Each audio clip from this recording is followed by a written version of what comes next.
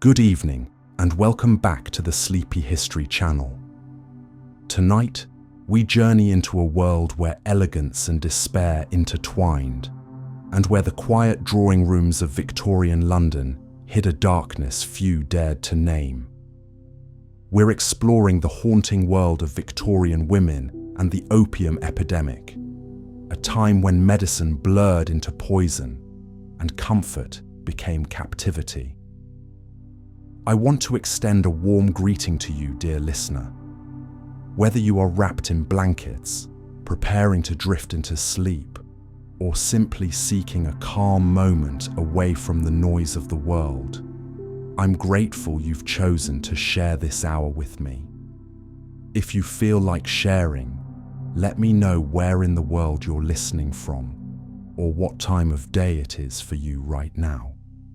For now, settle in and let the whispers of Victorian London's lamplit streets carry you away.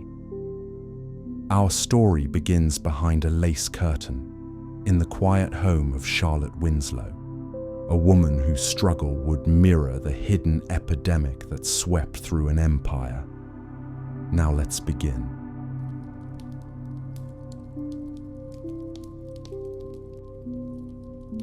What I'm about to reveal will shatter everything you thought you knew about Victorian respectability.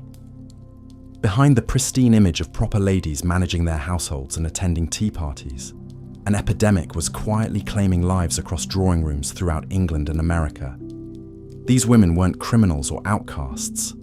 They were mothers, wives, daughters, and pillars of society who became unwitting victims of their era's most dangerous miracle cure.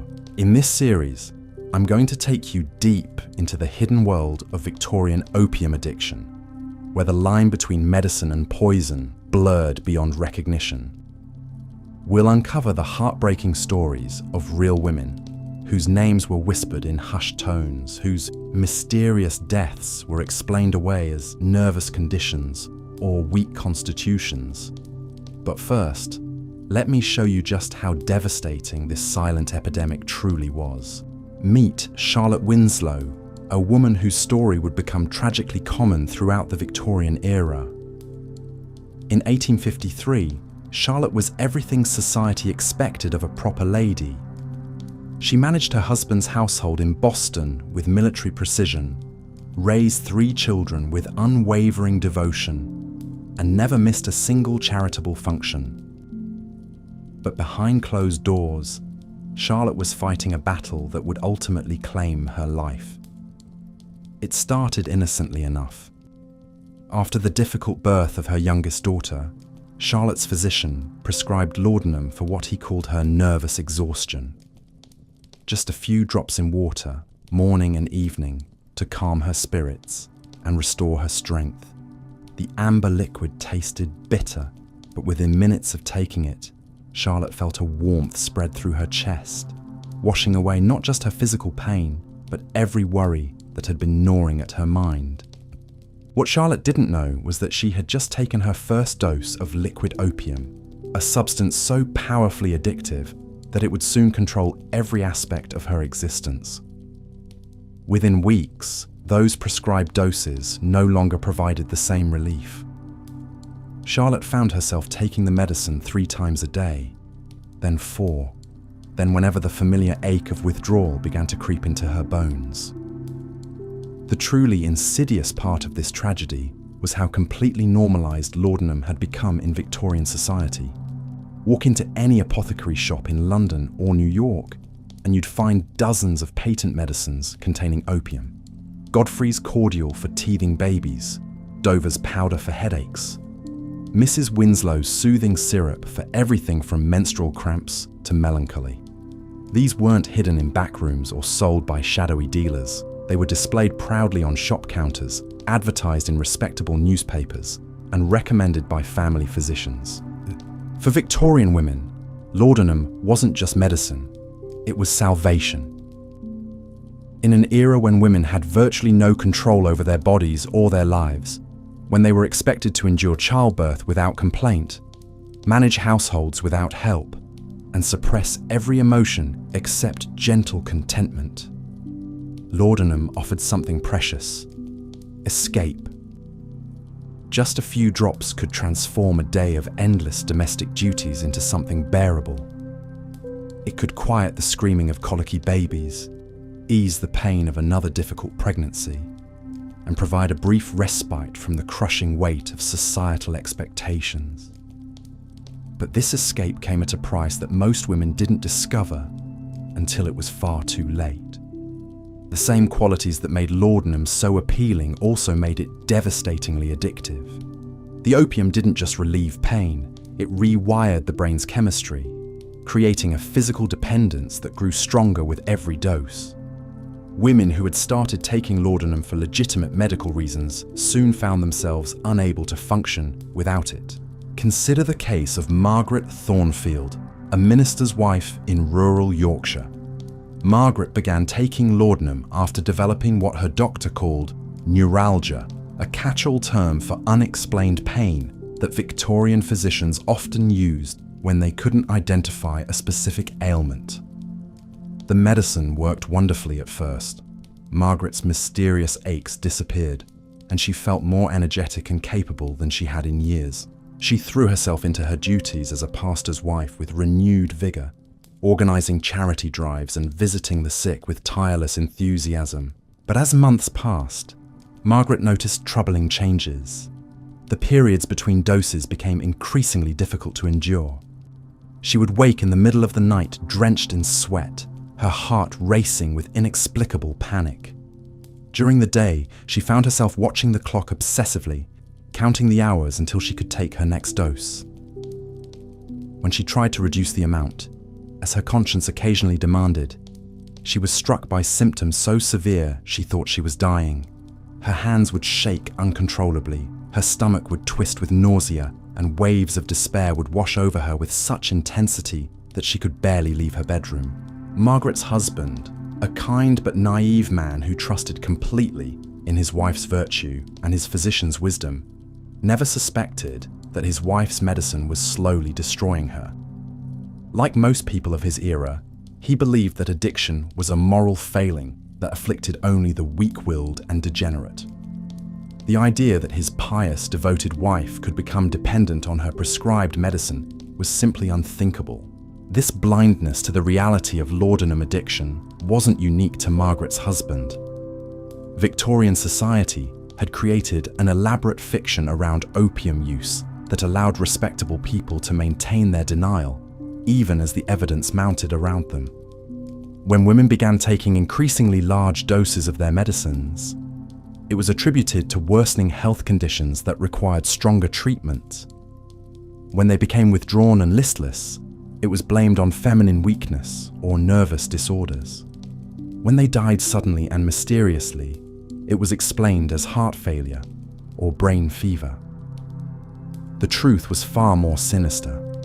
These women weren't succumbing to mysterious illnesses. They were overdosing on opium, sometimes accidentally as their tolerance increased, and they lost track of how much they had taken, sometimes deliberately as the weight of their addiction became unbearable. But because laudanum deaths often mimicked natural causes, and because families were desperate to protect their reputations, the true scope of the epidemic remained hidden. Victorian medical knowledge of addiction was primitive at best. Doctors understood that opium could be habit-forming, but they vastly underestimated its power and assumed that respectable people would naturally limit their use through moral restraint. They failed to recognize that physical dependence could overcome even the strongest willpower, and they had no effective treatments for withdrawal.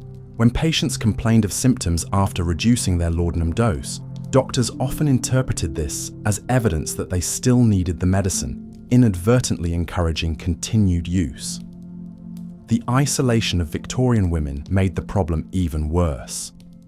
Unlike men who might encounter other opium users in smoking dens or through social networks, women took their laudanum in the privacy of their homes, often unaware that they weren't alone in their struggle. They had no way to compare their experiences or seek help from others who understood their predicament. Each woman believed her growing dependence was a personal failing, a secret shame that must be hidden at all costs. This shame was compounded by the era's rigid gender expectations. Victorian women were supposed to be moral guardians, pure and self-controlled beings who elevated their families through their virtue. The idea that they might be unable to control their use of medicine contradicted everything society believed about feminine nature. Women who recognized their dependence faced an impossible choice: admit their problem and risk social disgrace, or continue using laudanum and hope they could somehow regain control before it was too late. Most chose to continue in silence, creating elaborate deceptions to hide their increasing consumption. They would visit multiple apothecaries to avoid suspicion, claim to be buying medicine for sick relatives, or send servants on errands to purchase laudanum from shops across town. Some became expert at diluting their husband's brandy with laudanum, creating a mixture that could be consumed openly without raising questions. Others hid bottles throughout their homes, ensuring they would never be caught without access to their medicine. The financial cost of maintaining a laudanum habit could be devastating. As tolerance increased, women needed larger and more frequent doses to achieve the same effect. What had started as a few pennies worth of medicine per week could eventually consume a significant portion of the household budget. Women would sell jewelry, pawn household items, or find creative ways to skim money from their domestic allowances to fund their purchases.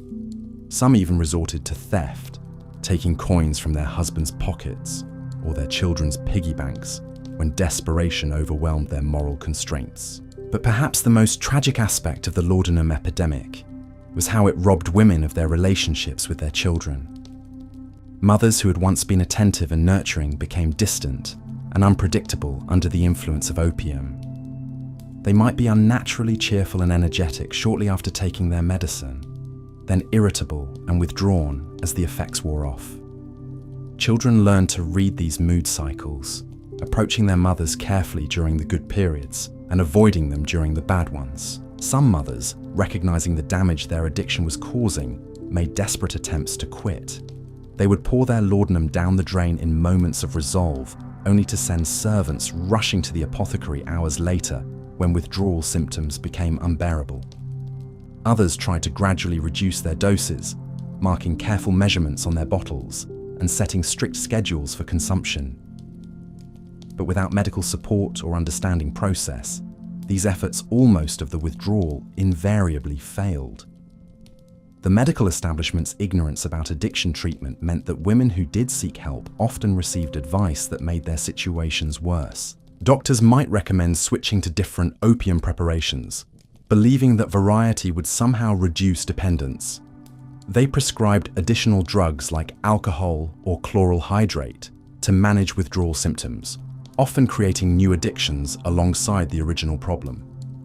Some physicians recommended complete rest cures, isolating women in private sanatoriums where they were given even more laudanum to keep them calm and compliant. The desperation of these women manifested in ways that would shock modern sensibilities.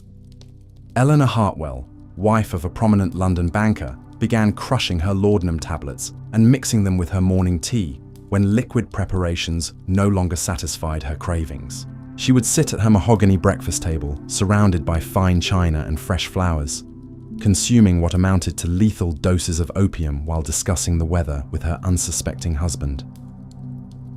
Eleanor's transformation was gradual but unmistakable to those who knew how to look.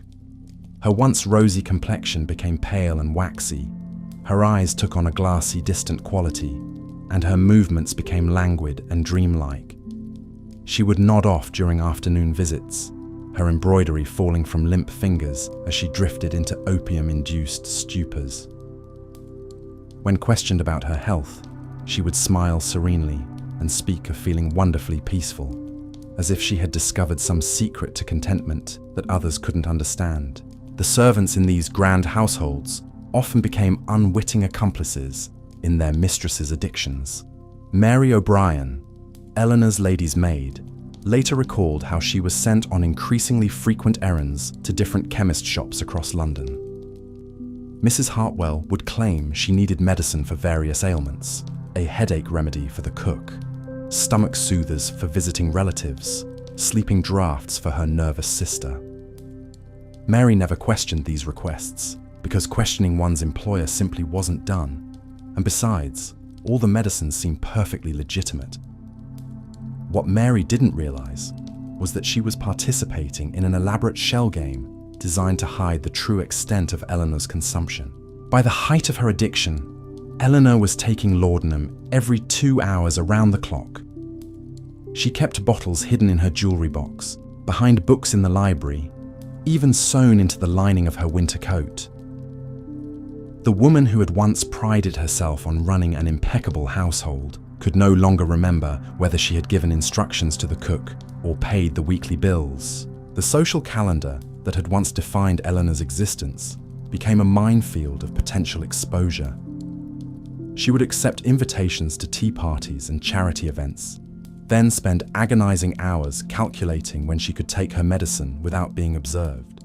Sometimes she would excuse herself multiple times during a single afternoon visit, claiming feminine indisposition while she retreated to consume laudanum in the host's powder room. Other times, she would arrive at social gatherings already heavily medicated, speaking too slowly and smiling too broadly while her friends exchanged worried glances. Victorian etiquette provided perfect cover for these behaviors because polite society had developed elaborate codes for ignoring uncomfortable truths. When Eleanor began missing important social events or arriving in obviously altered states, her friends simply stopped mentioning it. They would speak around her condition, referring to her delicate constitution or her ongoing treatment for nervous exhaustion. This conspiracy of silence allowed the addiction to progress unchecked, while maintaining the fiction that everything was perfectly normal. The physical deterioration of laudanum addicts followed a predictable pattern that doctors of the era either failed to recognize or chose to ignore. Women would lose significant amounts of weight as the opium suppressed their appetites, but this was often praised as fashionable thinness rather than recognized as a symptom of illness. Their skin would take on a yellowish pallor. Their teeth would begin to decay from the constant presence of sugar-laden patent medicines, and their hair would become brittle and lifeless. Yet these changes were often attributed to the natural effects of aging or the stresses of domestic life. Perhaps most tragically, the cognitive effects of chronic laudanum use robbed these women of their mental acuity just when they needed it most to recognize their predicament. The same drug that had initially sharpened their focus and elevated their mood began to cloud their judgment and impair their memory. They would forget conversations they had just finished, lose track of time for hours at a stretch, and make increasingly poor decisions about their medicine consumption. Victoria Ashworth, a clergyman's daughter from Bath, exemplified this tragic decline. Once known for her sharp wit and extensive knowledge of literature, Victoria began experiencing what she described as mental fog after months of laudanum use. She would start reading a book only to discover she had already read the same chapter 3 times without remembering it. During conversations, she would lose her train of thought mid-sentence, staring blankly at her companions while struggling to remember what she had been saying. Victoria's family attributed these changes to the natural progression of whatever mysterious ailment required her constant medication. They encouraged her to rest more, to avoid taxing her delicate mind with challenging reading or complex thoughts. This well-meaning advice only accelerated her decline, as the isolation and mental inactivity made her more dependent on laudanum for stimulation and comfort. The relationship between laudanum addiction and Victorian marriage patterns created additional layers of tragedy. Wives were expected to be cheerful, compliant, and sexually available to their husbands, regardless of their own feelings or physical state. Laudanum provided a chemical solution to this impossible expectation, allowing women to perform their marital duties while feeling emotionally detached from the experience. Some women began taking extra doses before intimate encounters, using opium to numb themselves to unwanted sexual contact. This use of laudanum as a coping mechanism for marital rape, though never acknowledged or discussed openly, became disturbingly common among Victorian women. The drug allowed them to dissociate from traumatic experiences while maintaining the appearance of wifely compliance. Husbands often interpreted their wives' drug passivity as contentment, never recognizing that they were essentially assaulting unconscious women. The pregnancy experiences of laudanum-addicted women were particularly horrific. Opium crosses the placental barrier readily, meaning that unborn children were exposed to the drug throughout their development. Babies born to addicted mothers often suffered from what doctors described as nervous conditions or failure to thrive, not understanding that these infants were experiencing withdrawal from drugs they had never consciously consumed. Sarah Pemberton, a merchant's wife in Manchester, gave birth to 4 children during her years of laudanum addiction. Each pregnancy became progressively more difficult as her tolerance increased and her health deteriorated. Her first child, conceived before her addiction began, was healthy and robust. But her subsequent children were born small and sickly, prone to crying fits and digestive problems that no amount of care seemed to cure. Sarah, desperate to soothe her suffering infants, would sometimes give them tiny doses of her own medicine, unknowingly perpetuating the cycle of addiction into the next generation. The pattern of infant laudanum use was so common that entire generations of Victorian children were exposed to opium from birth. Patent medicines specifically marketed for babies contained substantial amounts of the drug, and mothers routinely dosed fussy infants to keep them quiet and compliant. Children who survived this early exposure often developed lifelong health problems and increased susceptibility to addiction as adults. As tolerance levels rose, some women began experimenting with more concentrated forms of opium. They would purchase raw opium from sailors returning from the East Indies, or seek out Chinese immigrants who could provide stronger preparations. These ventures into opium dens and foreign communities represented dramatic departures from Victorian respectability. But desperation had long since overcome social constraints. The opium dens of London's East End became unlikely refugees for upper-class women whose prescriptions no longer provided adequate relief. These establishments, originally serving Chinese workers and sailors, began catering to a surprising clientele of well-dressed ladies who arrived in closed carriages after dark. The proprietors quickly learned to provide private rooms and discreet service for customers who paid premium prices for privacy and stronger drugs. Elizabeth Morrison, daughter of a prominent judge, began frequenting such establishments in 1867 after her physician refused to increase her laudanum prescription. Disguised in plain clothing and accompanied by her most trusted servant, Elizabeth would slip through the back entrances of Limehouse opium houses, seeking the pure drug that her refined medicines could no longer provide. She would lie on silk cushions beside Chinese laborers and foreign seamen. All boundaries of class and race dissolved in their shared pursuit of opium dreams. These expeditions became increasingly dangerous as Elizabeth's addiction progressed. The concentrated opium available in the dens was far more potent than anything she had experienced through medical channels, and her tolerance calculations proved fatally inaccurate. On a fog-shrouded evening in November, Elizabeth consumed what she thought was her usual dose, only to slip into a coma from which she never awakened. Her body was discovered the next morning by her frantic servant, but the official cause of death was listed as heart failure to spare her family's reputation. The cover-ups surrounding laudanum deaths became an art form among Victorian families desperate to protect their social standing. Physicians were often complicit in these deceptions, understanding that accurate death certificates would destroy entire family legacies. They would examine obviously overdosed bodies and certify deaths as resulting from consumption, brain fever, or sudden cardiac arrest. Funeral services would emphasize the deceased's virtue and piety, with no mention of the bottles of laudanum found clutched in their lifeless hands.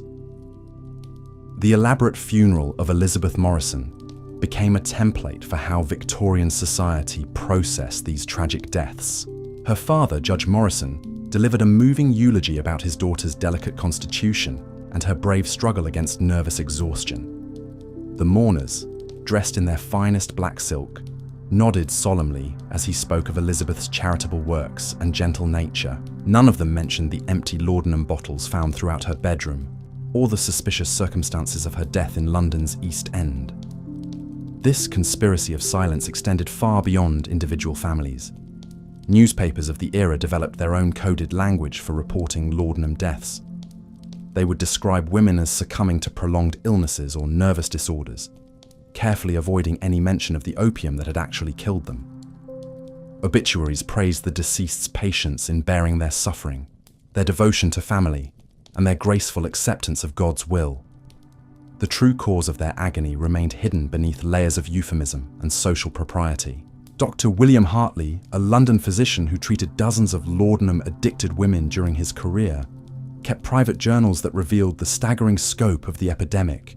His notes, discovered decades later, documented case after case of respectable women who had lost control of their medicine consumption.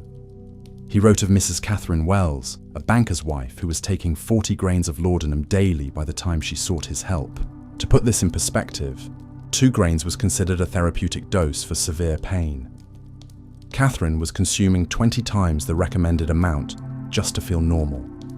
Dr. Hartley's attempts to help these women were hampered by both medical ignorance and social constraints. He couldn't hospitalize respectable ladies alongside charity cases and criminals, yet treating them at home meant they retained access to the very substances destroying them. His suggested treatment plans read like exercises in futility, gradual reduction schedules that patients couldn't follow, moral lectures about willpower that ignored the physical reality of addiction, and recommendations for travel to distant climates, where patients simply found new sources for their drugs. The international nature of the opium trade meant that Victorian women could feed their addictions almost anywhere in the civilized world. Agnes Whitmore, fleeing her husband's growing suspicions about her laudanum use, accompanied her sister on an extended tour of European spas. She discovered that German apothecaries sold even stronger opium preparations than their English counterparts, and that Swiss sanitariums would provide unlimited quantities of the drug to wealthy patients seeking treatment for nervous conditions. Agnes spent 6 months moving from spa to spa, always claiming to need stronger medicine for her worsening condition. She would arrive at each new establishment appearing wan and suffering, dramatically describing symptoms that any physician would recognize as requiring opiate treatment. The European medical community, even more deferential to wealthy English ladies than their domestic counterparts, readily prescribed whatever Agnes requested. But the constant travel and increasing drug consumption began taking a visible toll. Agnes's letters home, initially cheerful accounts of scenic mountain views and therapeutic treatments, became increasingly erratic and confused. She would write the same news multiple times in a single letter, forget important family events, and describe conversations with people who didn't exist. Her handwriting, once elegant and precise, became shaky and barely legible. When Agnes finally returned to England, her transformation shocked even those who had known about her laudanum use. She appeared to have aged decades during her months abroad, her face gaunt and her movements unsteady. She spoke in whispers, as if afraid that normal conversation might shatter her fragile composure. Most disturbing of all, she seemed to exist in a perpetual state of confused euphoria, smiling serenely while discussing tragic events and responding to questions that hadn't been asked. Agnes's husband, initially grateful for her apparent calm after years of witnessing her nervous agitation, gradually realized that something was terribly wrong. His wife would sit for hours staring at nothing, occasionally murmuring to herself in languages he didn't recognize. She would forget to eat for days at a time, then suddenly consume enormous meals before vomiting everything she had eaten. She began wearing the same clothes repeatedly, seemingly unaware that they were becoming soiled and wrinkled. The servants in the Whitmore household watched their mistress's decline with growing alarm. Mary, the head housekeeper, later recalled finding dozens of empty laudanum bottles hidden throughout Agnes's bedroom. Some were concealed inside hat boxes, others tucked behind books or sewn into dress pockets. The sheer quantity suggested that Agnes was consuming amounts that would have killed an inexperienced user, her tolerance having reached levels that defied medical understanding. Agnes's final weeks followed a pattern that had become tragically familiar among late-stage laudanum addicts. She would experience periods of relative clarity, during which she would recognize the severity of her condition and make desperate promises to reform. She would pour bottles of medicine down the drain, burn her secret stashes, and swear to her husband that she was finally free from her dependence. But these moments of clarity were invariably followed by crushing waves of withdrawal that drove her back to even heavier use. She would send servants on urgent missions to every apothecary in London, claiming she needed medicine for suddenly developed ailments. When local sources became suspicious of her frequent purchases, she began ordering laudanum through the mail, using false names and having packages delivered to addresses throughout the city. The physical symptoms of Agnes's withdrawal attempts were so severe that her husband began to believe she was genuinely dying from some mysterious disease. She would shake uncontrollably, sweat profusely despite cool weather, and experience hallucinations that left her screaming in terror. Her heart would race so violently that her pulse could be seen beating in her neck, and she would suffer from diarrhea and vomiting that left her completely dehydrated. These symptoms, which modern medicine recognizes as classic opiate withdrawal, were interpreted by Victorian physicians as evidence of serious organic disease. They would examine Agnes during her worst moments and conclude that she needed even stronger medications to combat whatever illness was ravaging her system. Their well-intentioned treatments only deepened her addiction, creating a medical merry-go-round that trapped her in escalating cycles of dependence. The psychological effects of chronic laudanum use were perhaps even more devastating than the physical symptoms. Agnes began experiencing what she described as waking dreams, elaborate fantasies that seemed more real to her than actual events. She would have detailed conversations with her deceased mother, plan parties for guests who never arrived, and become convinced that servants were stealing from her while she slept. These delusions became increasingly paranoid and violent. Agnes accused her husband of trying to poison her, claimed that her sister was plotting to steal her inheritance, and became convinced that the local police were watching her house. She would barricade herself in her bedroom for days at a time, emerging only to search for laudanum she believed others had hidden from her. The isolation imposed by these paranoid delusions accelerated Agnes's decline. Cut off from human contact by her own suspicions, she existed in a world populated entirely by drug-induced phantoms. She would hold elaborate tea parties with imaginary guests, engaging in animated conversations with empty chairs while real visitors waited unacknowledged in her drawing room. Her husband, watching his wife disappear into madness, began to understand that her condition was connected to her medicine consumption. But by this point, Agnes's tolerance was so extreme that any attempt to reduce her laudanum intake resulted in symptoms that appeared life-threatening. She would collapse into convulsions, her breathing would become shallow and irregular, and her skin would take on a bluish tinge that suggested imminent death. The medical establishment offered no help for families trapped in these impossible situations. Doctors understood that laudanum was somehow involved in their patients' deterioration, but they had no effective treatments for addiction and no safe methods for managing withdrawal. Their standard recommendation was to continue the medicine at whatever level seemed necessary to prevent immediate crisis, essentially condemning patients to a slow death by overdose. Agnes Whitmore died on a rainy Tuesday morning in October, found by her maid sitting peacefully in her favorite chair with an empty laudanum bottle in her lap. The official cause of death was recorded as heart failure brought on by nervous exhaustion, a diagnosis that satisfied the coroner and preserved the family's reputation. Her funeral was attended by hundreds of mourners who praised her gentle spirit and patient endurance of suffering, never knowing that they were grieving a woman who had spent her final years in the grip of devastating addiction. The aftermath of these deaths often revealed the true extent of the laudanum epidemic within Victorian families. When relatives cleaned out the deceased woman's possessions, they would discover evidence of consumption that shocked even those who had suspected a problem. Hidden bottles, secret correspondence with multiple apothecaries, and detailed journals documenting failed attempts at self-treatment painted pictures of desperate women fighting battles they couldn't win. Rebecca Thornton, clearing out her late sister's bedroom, found a leather-bound diary that chronicled 3 years of attempted recovery from laudanum addiction. The early entries were hopeful, describing detailed plans for gradual reduction and moral resolutions to overcome weakness of character. But as the months progressed, the entries became increasingly desperate and incoherent.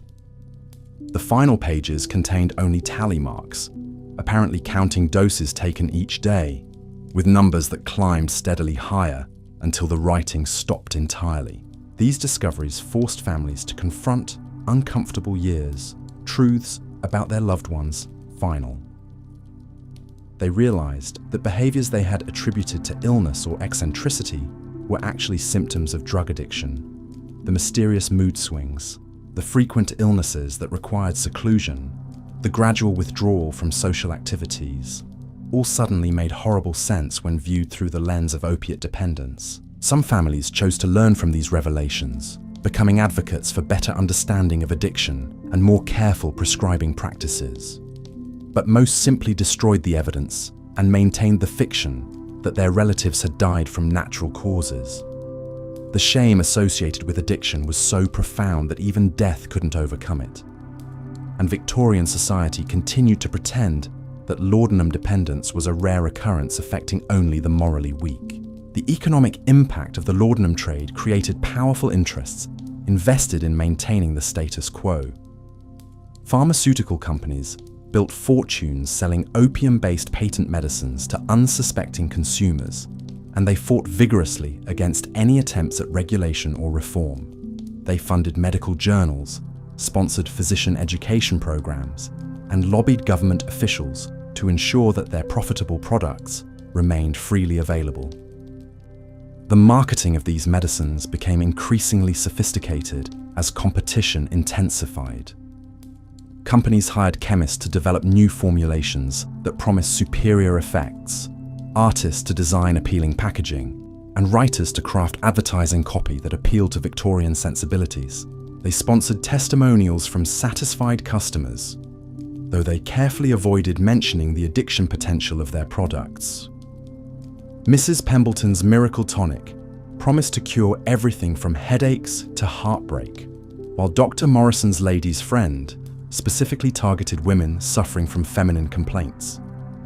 These products were marketed not as drugs, but as health aids, essential tools for maintaining the delicate balance required for proper feminine functioning. The advertising suggested that any lady who wasn't using these preparations was neglecting her duty to her family and herself. The testimonials published in newspapers and magazines painted pictures of miraculous recoveries and restored happiness. Mrs. J.W. of Birmingham wrote that Dr. Morrison's preparation had saved her marriage by allowing her to fulfill her wifely duties with renewed enthusiasm. Miss S.T. of York credited Mrs. Pembleton's tonic with curing her of melancholy and restoring her faith in divine providence.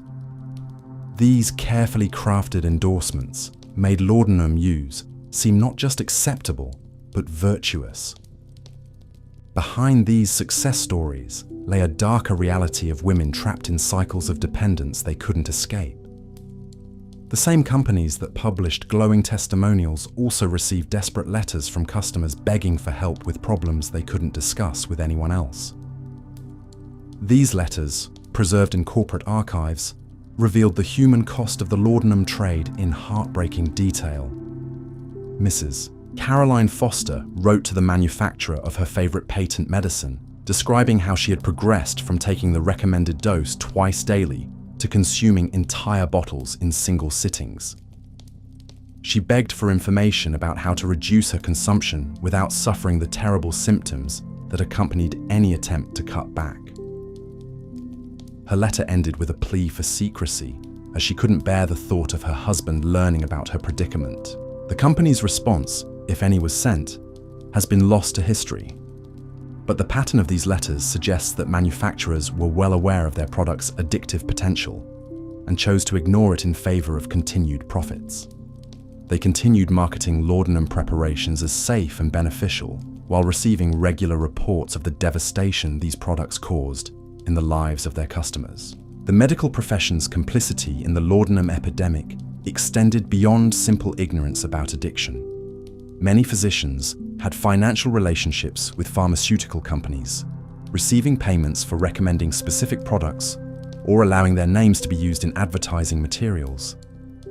Others owned stock in drug manufacturing companies or operated their own patent medicine businesses on the side. This web of financial incentives created a system where the very people who should have been protecting patients from dangerous drugs instead promoted their use. Physicians would prescribe laudanum for conditions that didn't require opiate treatment, recommend increased doses when patients develop tolerance, and dismiss concerns about dependence as moral failings rather than medical problems. Dr. Harrison Blackwell, a prominent London physician, exemplified this corruption. His private practice catered to wealthy women suffering from nervous conditions, and his standard treatment protocol involved large doses of laudanum combined with extended rest cures. He charged enormous fees for these treatments while maintaining financial relationships with 3 different pharmaceutical companies. His patient files, discovered after his death, revealed that he knew many of his clients were becoming addicted to their medications, but continued prescribing them anyway. The rest cure facilities that became popular during the Victorian era often functioned as upscale addiction mills, keeping wealthy patients sedated with massive doses of laudanum while charging their families exorbitant fees for treatment. These establishments promised to cure nervous exhaustion and feminine hysteria through complete rest and medical supervision, but they actually created new addictions or worsened existing ones. Millicent Ashford spent 8 months at the prestigious Willowbrook Sanitarium seeking treatment for what her family physician had diagnosed as acute neurasthenia. The facility's promotional materials promised revolutionary treatments based on the latest European methods. But Millicent's experience consisted mainly of lying in bed while receiving regular doses of increasingly strong opiate preparations. The sanitarium's physicians explained that complete rest was essential for recovery from nervous conditions, and that any stimulation or activity would worsen her delicate state. They administered laudanum every 4 hours to ensure that Millicent remained calm and compliant, gradually increasing the doses as her body developed tolerance. By the time she left Willowbrook, she was consuming more opium than when she had arrived, but her family was told that her improvement was remarkable. This pattern of institutionalized addiction affected hundreds of women across England and America. Families would send their daughters, wives, and mothers to expensive treatment facilities, believing they were providing the best possible care for serious medical conditions. Instead, they were essentially paying for their loved ones to become more deeply addicted to dangerous drugs under medical supervision. The psychological manipulation employed by these facilities was particularly insidious. Patients who questioned their treatment or expressed concerns about their increasing medication needs were told that such worries were symptoms of their underlying conditions. Requests to reduce laudanum doses were interpreted as evidence of incomplete recovery, justifying continued treatment and higher fees. Women who tried to leave these facilities before their physicians deemed them ready were often declared mentally incompetent and held against their will. The combination of legal authority, family pressure, and physical dependence on institution-provided drugs created a system from which escape was virtually impossible. The stories of these institutional victims remained largely untold because the women themselves were either too impaired to advocate for themselves or too ashamed to admit what had happened to them.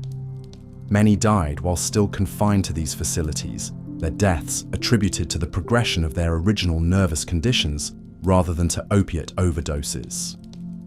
Others returned home so damaged by their experiences that they never again functioned as independent individuals. The laudanum epidemic's impact on Victorian childhood has been largely overlooked by historians, but the evidence suggests that an entire generation grew up in households where maternal drug addiction was the hidden norm.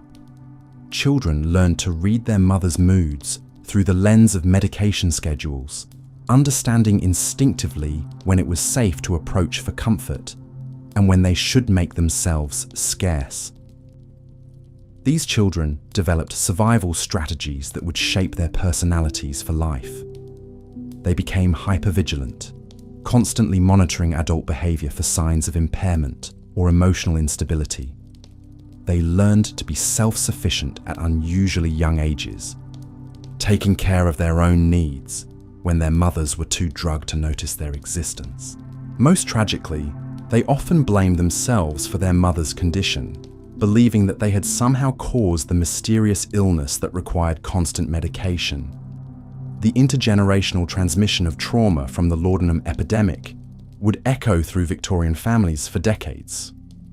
Children who grew up with addicted mothers often developed their own substance abuse problems as adults, or became attracted to partners who struggled with similar issues.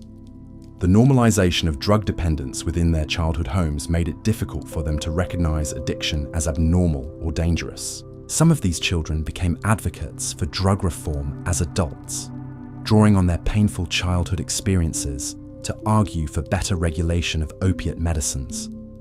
But many more simply repeated the patterns they had learned at home, passing the legacy of addiction and dysfunction onto their own children in an endless cycle of generational damage.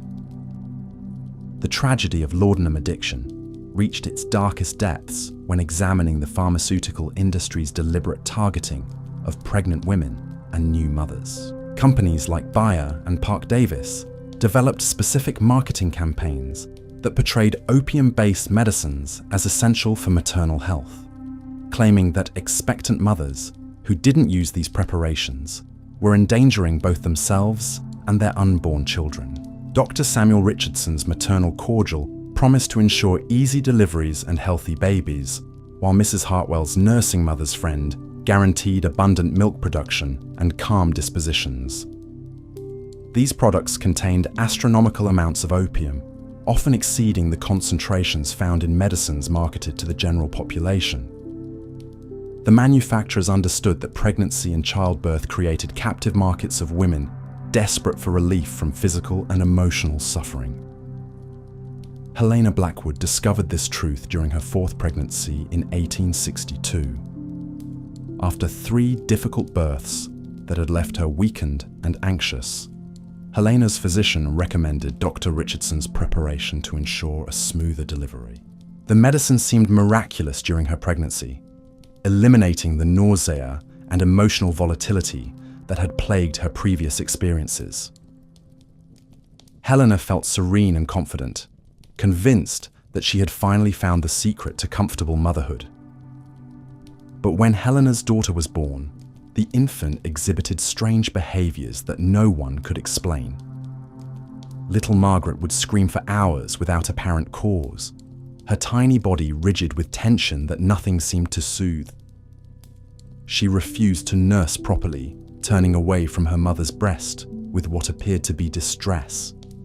Most troubling of all, the baby seemed to experience episodes where she would shake uncontrollably, her face contorting as if in pain. The family physician attributed these symptoms to a nervous temperament inherited from Helena's delicate constitution. He recommended continuing the maternal cordial throughout the nursing period to ensure that Helena's milk would carry calming properties to her agitated infant. What he didn't understand was that baby Margaret was experiencing withdrawal from opium she had received through the placenta, and that continuing Helena's medication would only perpetuate the infant's addiction through breast milk. This tragic cycle repeated itself in nurseries across the civilized world as entire families became unknowingly dependent on opium. Mothers would dose themselves to cope with the demands of childcare, inadvertently drugging their nursing infants. When these babies became fussy or difficult, mothers would increase their own medication or begin giving the children direct doses of patent medicines specifically marketed for infant use. The most popular of these pediatric preparations was Mrs. Winslow's soothing syrup, which contained enough morphine to sedate a grown man. Advertisements for the product featured angelic children sleeping peacefully while their grateful mothers looked on with satisfaction. The marketing copy promised that the syrup would quiet fretful babies instantly, allowing exhausted mothers to rest and attend to their other duties without constant interruption. What the advertisements didn't mention was that babies given regular doses of these soothing syrups often died in their sleep, victims of respiratory depression caused by opiate overdose. When infants succumbed to these medications, their deaths were typically attributed to sudden illness or weak constitutions rather than drug poisoning. The pattern was so common that Victorian families often expected to lose several children to mysterious ailments during their early years. Martha Cromwell lost 3 infants to what doctors called failure to thrive, each death occurring within months of beginning treatment with various patent medicines for colic and restlessness. Martha never connected her baby's deaths to the medications she had lovingly administered, believing instead that she was cursed with particularly fragile children. She continued using the same preparations with each new pregnancy, unknowingly repeating the cycle of addiction and death. The pharmaceutical companies manufacturing these products were fully aware of their lethal potential. Internal correspondence from the era reveals discussions about optimal dosing levels that would sedate children without causing obvious overdose symptoms. Company executives calculated acceptable mortality rates, understanding that some infant deaths were inevitable consequences of their marketing strategies, but considering them acceptable losses in pursuit of profits. When public health officials occasionally raised concerns about infant mortality rates in areas with high patent medicine consumption, manufacturers deployed sophisticated public relations campaigns to deflect responsibility. They funded medical studies that attributed infant deaths to poor sanitation, inadequate nutrition, or genetic weaknesses. They sponsored educational programs that taught mothers to recognize signs of infant illness while carefully avoiding any mention of medication-related symptoms. The most insidious aspect of pediatric opium marketing was how it normalized drug dependence from birth. Children who survived their early exposure to these medicines often developed lifelong cravings for opiate substances. They would seek out laudanum as teenagers for minor ailments, having learned from infancy that chemical solutions were preferable to natural discomfort. Thomas Whitfield, born to a laudanum-addicted mother and dosed with soothing syrups throughout his infancy, began stealing his mother's medicine at age 14. He had discovered that small amounts of laudanum eliminated the mysterious aches and restlessness that had plagued him since childhood, not understanding that these symptoms were actually withdrawal effects from the opium he had consumed as a baby. By the time Thomas reached adulthood, he was purchasing laudanum in quantities that shocked even experienced apothecaries.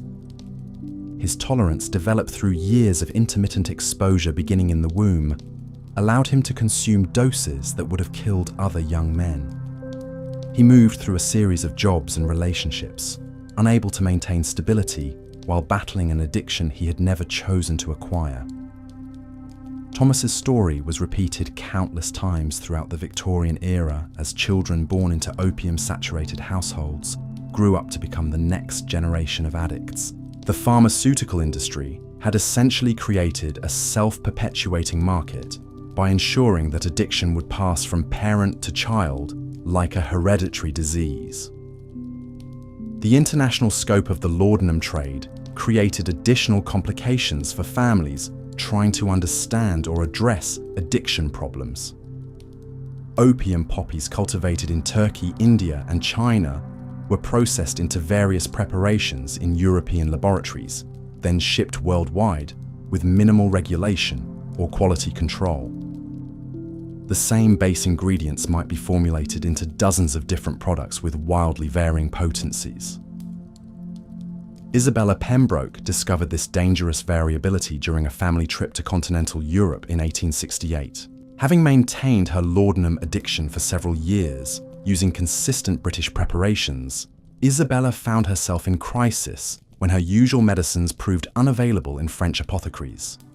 The laudanum she purchased in Paris was significantly stronger than what she was accustomed to, leading to an accidental overdose that left her unconscious for 2 days. Isabella's husband, still unaware of the true nature of her condition, summoned local physicians who diagnosed her collapse as a severe attack of nervous exhaustion brought on by travel fatigue.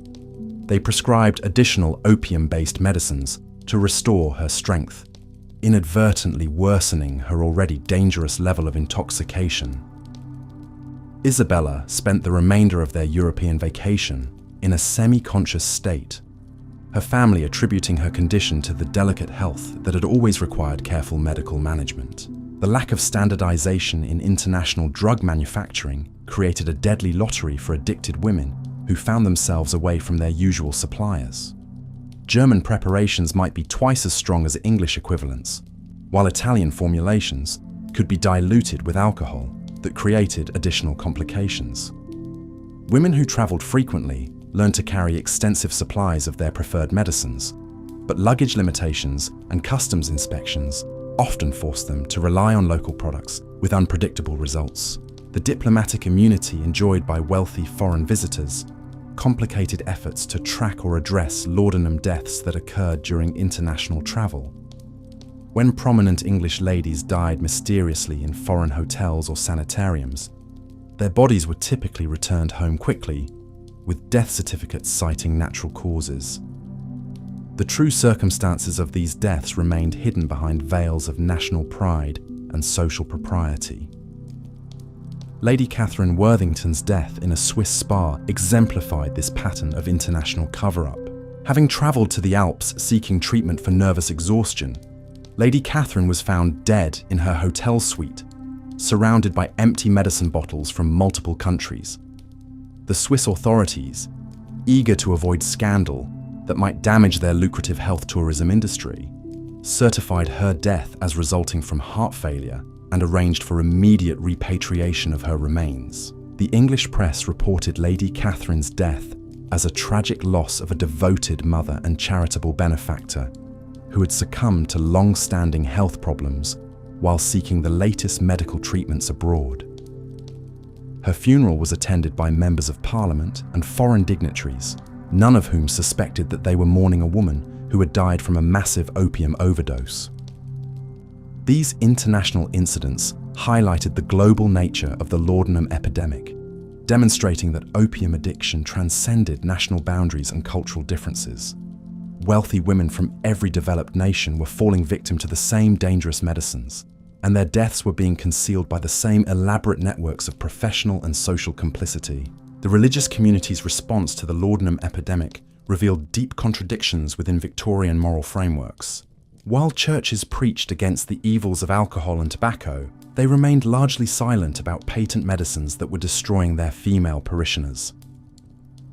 This selective blindness reflected both genuine ignorance about addiction and deliberate avoidance of issues that might challenge comfortable assumptions about feminine virtue. Reverend William Hartwell faced this moral dilemma directly when his own wife, Margaret, began exhibiting obvious signs of laudanum dependence. Margaret had started taking Dr. Morrison's nerve tonic after the birth of their youngest child, claiming it helped her maintain the energy needed for her extensive church duties. But Reverend Hartwell gradually noticed that his wife's periods of charitable enthusiasm alternated with episodes of withdrawn lethargy that seemed to coincide with her medicine schedule. As a man of God, Reverend Hartwell believed that addiction was fundamentally a spiritual failing that could be overcome through prayer and moral discipline. He spent hours counseling his wife about the importance of self-control and the dangers of relying on earthly substances rather than divine strength. But his theological approach to what was actually a medical condition only increased Margaret's shame and desperation. Margaret began hiding her medicine consumption from her husband, taking doses in the church vestry before services, and keeping bottles concealed in her Bible case during pastoral visits. The secrecy required to maintain her addiction while fulfilling her role as a minister's wife created additional psychological pressure that accelerated her decline. When Margaret finally collapsed during a women's prayer meeting, convulsing and foaming at the mouth in front of the entire congregation, Reverend Hartwell was forced to confront the reality of his wife's condition.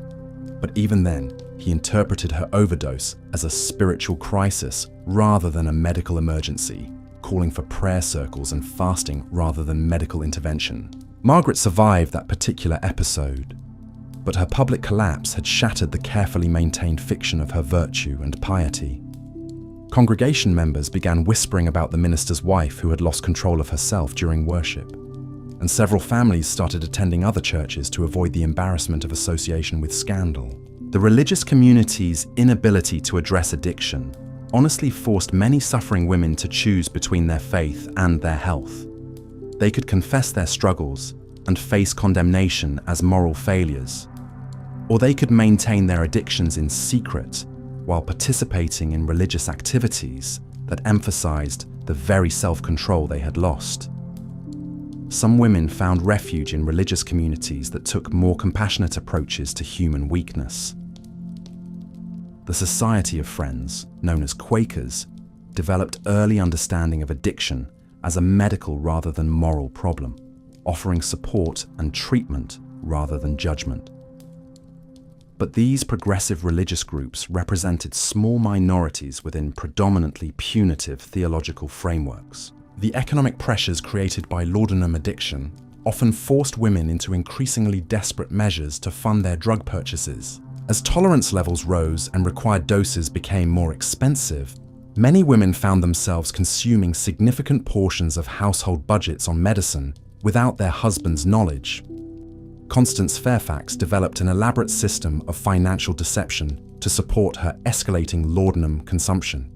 She would purchase expensive household items from merchants who agreed to inflate their invoices, then return the goods for cash refunds that she used to buy medicine. She convinced tradespeople to bill her husband for services never rendered, keeping the payments for her own use. Most ingeniously, she began hosting charity fundraising events where she would skim donations intended for orphanages and hospitals. Constance's financial manipulations worked for nearly 2 years before her husband discovered discrepancies in their household accounts. By that time, she had embezzled hundreds of pounds from various sources, creating debts that threatened to destroy her family's social standing and financial security. When confronted with evidence of her theft, Constance broke down and confessed not only to the financial crimes, but to the laudanum addiction that had driven her to desperate measures. Her husband, a respected banker who had built his reputation on financial integrity, faced the impossible choice between exposing his wife's crimes and covering up behavior that violated everything he claimed to believe about honesty and moral responsibility. The family ultimately chose concealment over justice, repaying the stolen funds and fabricating explanations for the financial irregularities. Constance was quietly sent to a private sanitarium where she could receive treatment away from public scrutiny. But the shame and stress of her exposure triggered a final overdose that ended her life within weeks of her admission. The pattern of financial crime driven by laudanum addiction was far more common than Victorian society ever acknowledged. Women who had never contemplated dishonesty found themselves stealing from their children's education funds, pawning family heirlooms, and manipulating household accounts to support drug habits they couldn't control. The shame associated with these crimes was often worse than the physical effects of the addiction itself. Women who had defined themselves through their moral virtue found that laudanum dependence had transformed them into thieves and liars, destroying their self-concept along with their health. Mary Elizabeth Thornton, a judge's daughter who had always prided herself on her impeccable character, began her descent into financial crime by taking small amounts from her household allowance to purchase extra medicine. But as her tolerance increased and her needs became more expensive, she progressed to forging her father's signature on bank drafts and selling family jewelry without permission. When Mary Elizabeth was finally caught attempting to pawn her grandmother's silver tea service, the family scandal was so overwhelming that she attempted suicide rather than face the consequences of her actions. She survived the overdose that was meant to end her life, but the brain damage caused by oxygen deprivation left her permanently impaired and institutionalized. The intersection of laudanum addiction and Victorian marriage laws created particularly tragic situations for women whose husbands discovered their drug dependence. Under the legal doctrine of coverture, married women had no independent legal identity and could be committed to asylums or treatment facilities entirely at their husband's discretion. Some husbands used these legal powers compassionately, seeking the best available treatment for wives they genuinely wanted to help. But others saw addiction as grounds for disposing of inconvenient spouses, using medical commitment as a socially acceptable form of divorce that preserved their reputations while eliminating their domestic responsibilities. Vivian Blackstone discovered this harsh reality when her husband learned about her laudanum use through servants' gossip. Rather than offering support or seeking medical consultation, Mr. Blackstone immediately began proceedings to have Vivian declared mentally incompetent and committed to a private asylum. He claimed that her drug use proved she was incapable of rational thought and posed a danger to their children's moral development. The commitment hearing was a travesty of justice that highlighted the legal powerlessness of Victorian women. Vivian was not permitted to speak in her own defense or to call witnesses who might testify to her competence. Her husband's word, supported by a family physician who had examined her while she was heavily sedated, was sufficient to strip her of all legal rights and consign her to indefinite institutional confinement. Vivian spent the final 8 years of her life in Brookhaven Asylum, a private facility that specialized in housing inconvenient family members from wealthy households. She was kept continuously medicated with the same laudanum that had destroyed her freedom, ostensibly to prevent the violent outbursts that never actually occurred. Her husband remarried within a year of her commitment, telling friends that his first wife had succumbed to hereditary mental illness that made remarriage a sad necessity. The asylum records from Brookhaven and similar institutions revealed hundreds of women who had been committed primarily for laudanum addiction rather than genuine mental illness. These facilities functioned as dumping grounds for families who wanted to avoid the scandal of public addiction treatment or divorce proceedings. The conditions in these private asylums were often worse than those in public institutions because wealthy families paid premium fees for discretion rather than quality care. Women were kept isolated from outside contact, denied visitors who might question their treatment, and subjected to experimental therapies that often worsened their conditions. Dr. Heinrich Zimmermann, medical director of the prestigious Millbrook Sanitarium, developed what he called the exhaustion cure for female patients suffering from laudanum addiction. His treatment involved administering massive doses of opium to induce profound unconsciousness, then gradually reducing the medication while the patient remained sedated. The theory was that women could be weaned from addiction while unconscious, avoiding the psychological distress of withdrawal. In practice, Zimmermann's exhaustion cure killed more patients than it helped. Women would slip into comas from which they never awakened, or would emerge from sedation so brain damaged that they required permanent institutional care. But the treatment continued for years because families were desperate for any solution that promised to restore their loved one's respectability. The few women who survived these experimental treatments and eventually gained release from private asylums often found that their years of institutionalization had destroyed any possibility of returning to normal life. They had lost touch with their children, who had been told their mothers were dead, and had been replaced in their social circles by women who had maintained their reputations intact. Elizabeth Harrington spent 6 years at Millbrook after being committed for laudanum addiction, emerging finally when her husband's business failures made continued private treatment financially impossible. She returned to a world where her teenage children no longer recognized her, her friends had forgotten her existence, and her position in society had been permanently forfeited. Elizabeth's attempts to rebuild her life were hampered by the social stigma of having been institutionalized and by the physical damage caused by years of experimental treatment. She had lost most of her teeth, suffered from chronic tremors, and experienced memory problems that made complex tasks impossible. Most tragically, she had developed an even more severe addiction to the medications used during her treatment, leaving her worse off than when she had first sought help.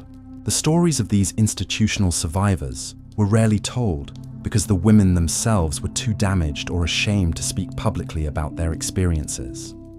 But their silent suffering represented the ultimate failure of Victorian society's approach to laudanum addiction, demonstrating how medical ignorance and social prejudice could transform treatable conditions into lifetime tragedies. The international trade networks that supplied opium to Victorian consumers created opportunities for particularly unscrupulous operators to exploit addicted women. Smugglers and black market dealers recognized that wealthy ladies represented lucrative customers who would pay premium prices for reliable supplies of high-quality drugs. Captain James Morrison, a former East India Company officer, established a sophisticated distribution network that supplied laudanum to upper-class women throughout London and the surrounding counties. Morrison's operation was disguised as a legitimate import business dealing in exotic spices and medicinal herbs, but his real profits came from the pure opium he smuggled in specially designed containers that escaped customs inspection. Morrison's customers included the wives of members of parliament, prominent businessmen, and high-ranking military officers. He maintained detailed records of their purchases, using this information both to track their escalating consumption and to ensure their continued silence about his illegal activities. Women who attempted to reduce their purchases or seek alternative suppliers would receive anonymous letters reminding them of the social consequences that would follow if their addiction became public knowledge. The blackmail aspect of Morrison's business model reflected the vulnerability of laudanum-addicted women to criminal exploitation. Their desperate need for reliable drug supplies, combined with their terror of social exposure, made them perfect victims for unscrupulous dealers who understood how to leverage shame profit. Lady and dependents for Margaret Ashworth became trapped in Morrison's web when her usual sources of laudanum proved inadequate for her escalating needs. Morrison promised to provide stronger preparations at reasonable prices, but gradually increased his charges while reducing the quality of his products. When Margaret protested, Morrison threatened to inform her husband about her purchases unless she agreed to recruit other customers from her social circle. Margaret found herself acting as Morrison's agent, introducing other addicted women to his services while receiving free supplies for her own use. The moral degradation of becoming a drug dealer while maintaining her facade as a respectable society matron accelerated Margaret's psychological deterioration and deepened her self-loathing. The criminal networks surrounding the laudanum trade often employed violence against customers who attempted to escape their control or who threatened to expose their operations. Women who tried to report dealers to authorities would find themselves facing counter-accusations about their own illegal drug purchases, creating legal complications that discouraged official intervention. When Sarah Pemberton attempted to testify against the dealer who had been supplying her with adulterated laudanum, she discovered that her own medical records had been subpoenaed to demonstrate her history of drug dependence. The prospect of having her addiction revealed in open court terrified Sarah so completely that she withdrew her complaint and returned to purchasing from the same criminal who had been cheating her. This cycle of exploitation and intimidation kept many dangerous dealers in business for years, protected by their customers' fear of exposure. The legal system's inability to distinguish between victims and criminals in drug-related cases meant that addicted women received punishment rather than help when their situations came to official attention. The laudanum epidemic's impact on Victorian literature and arts has been largely overlooked, but many prominent female writers and artists of the era struggled with opium addiction that profoundly influenced their creative work. the drug's effects on perception and emotion created distinctive artistic styles that reflected both the euphoria and despair of chronic intoxication. Christina Rossetti, though her addiction was never publicly acknowledged during her lifetime, produced poetry that clearly reflected the experiences of laudanum dependence. Her verses about lost time, fractured memories, and overwhelming yearning resonated powerfully with other addicted women who recognized their own experiences in her carefully crafted metaphors. The artistic community's romanticization of opium use, inspired partly by Samuel Taylor Coleridge's famous accounts of drug-induced creativity, provided cover for female artists whose addiction was destroying their lives and work. Critics and patrons interpreted erratic behavior and declining productivity as artistic temperament rather than recognizing the signs of substance abuse. Millicent Hartwell, a talented painter whose work was beginning to gain recognition in London galleries, saw her career destroyed by laudanum addiction that gradually robbed her of the manual dexterity and visual acuity necessary for detailed artistic work. Her later paintings, created while heavily medicated, showed dramatic deterioration in technique and composition, but contemporary critics praised them as examples of bold, new artistic movements. Millicent's family, proud of her artistic achievements and unwilling to acknowledge that her success had been built on drug-fueled productivity, continued supporting her career even as her addiction became increasingly obvious. They funded studio space, purchased expensive materials, and arranged exhibitions of work that showed clear evidence of impairment, maintaining the fiction that Millicent was developing innovative artistic techniques rather than losing control of her abilities. The tragic irony of laudanum's impact on female creativity was that the drug initially enhanced artistic perception and emotional intensity, allowing women to produce work of unusual power and originality. But this creative flowering was inevitably followed by decline and eventual artistic death as addiction progressed and tolerance levels rose. Many promising female artists and writers of the Victorian era simply vanished from public view after brief periods of recognition, their disappearances attributed to marriage, family obligations, or loss of artistic inspiration. But examination of private papers and family records suggests that laudanum addiction was the real cause of many interrupted careers, as talented women found themselves unable to continue creative work while battling drug dependence. The loss of these artistic voices represented a cultural tragedy that Victorian society never acknowledged, as an entire generation of female creativity was sacrificed to the laudanum epidemic that continued claiming victims in drawing rooms and artist studios across the civilized world. The publishing world of Victorian England became an unwitting accomplice in the laudanum epidemic through its promotion of female invalidism as a literary ideal. Novels of the era consistently portrayed frail, ethereal heroines whose delicate constitutions required constant medical attention, creating a cultural template that real women felt pressured to emulate. Publishers discovered that stories featuring beautiful, suffering ladies resonated powerfully with female readers, many of whom were themselves struggling with the very conditions these fictional characters romanticized. Emma Whitfield, an aspiring novelist from Bath, found herself trapped between literary ambition and laudanum dependence in ways that would have seemed impossible to previous generations. Emma had begun taking Dr. Morrison's Nervous Remedy after reading serialized stories in the Ladies' Home Journal about sensitive heroines who required opiate medicines to function in harsh, unfeeling worlds. The fictional characters seemed to offer a roadmap for transforming personal suffering into artistic authenticity.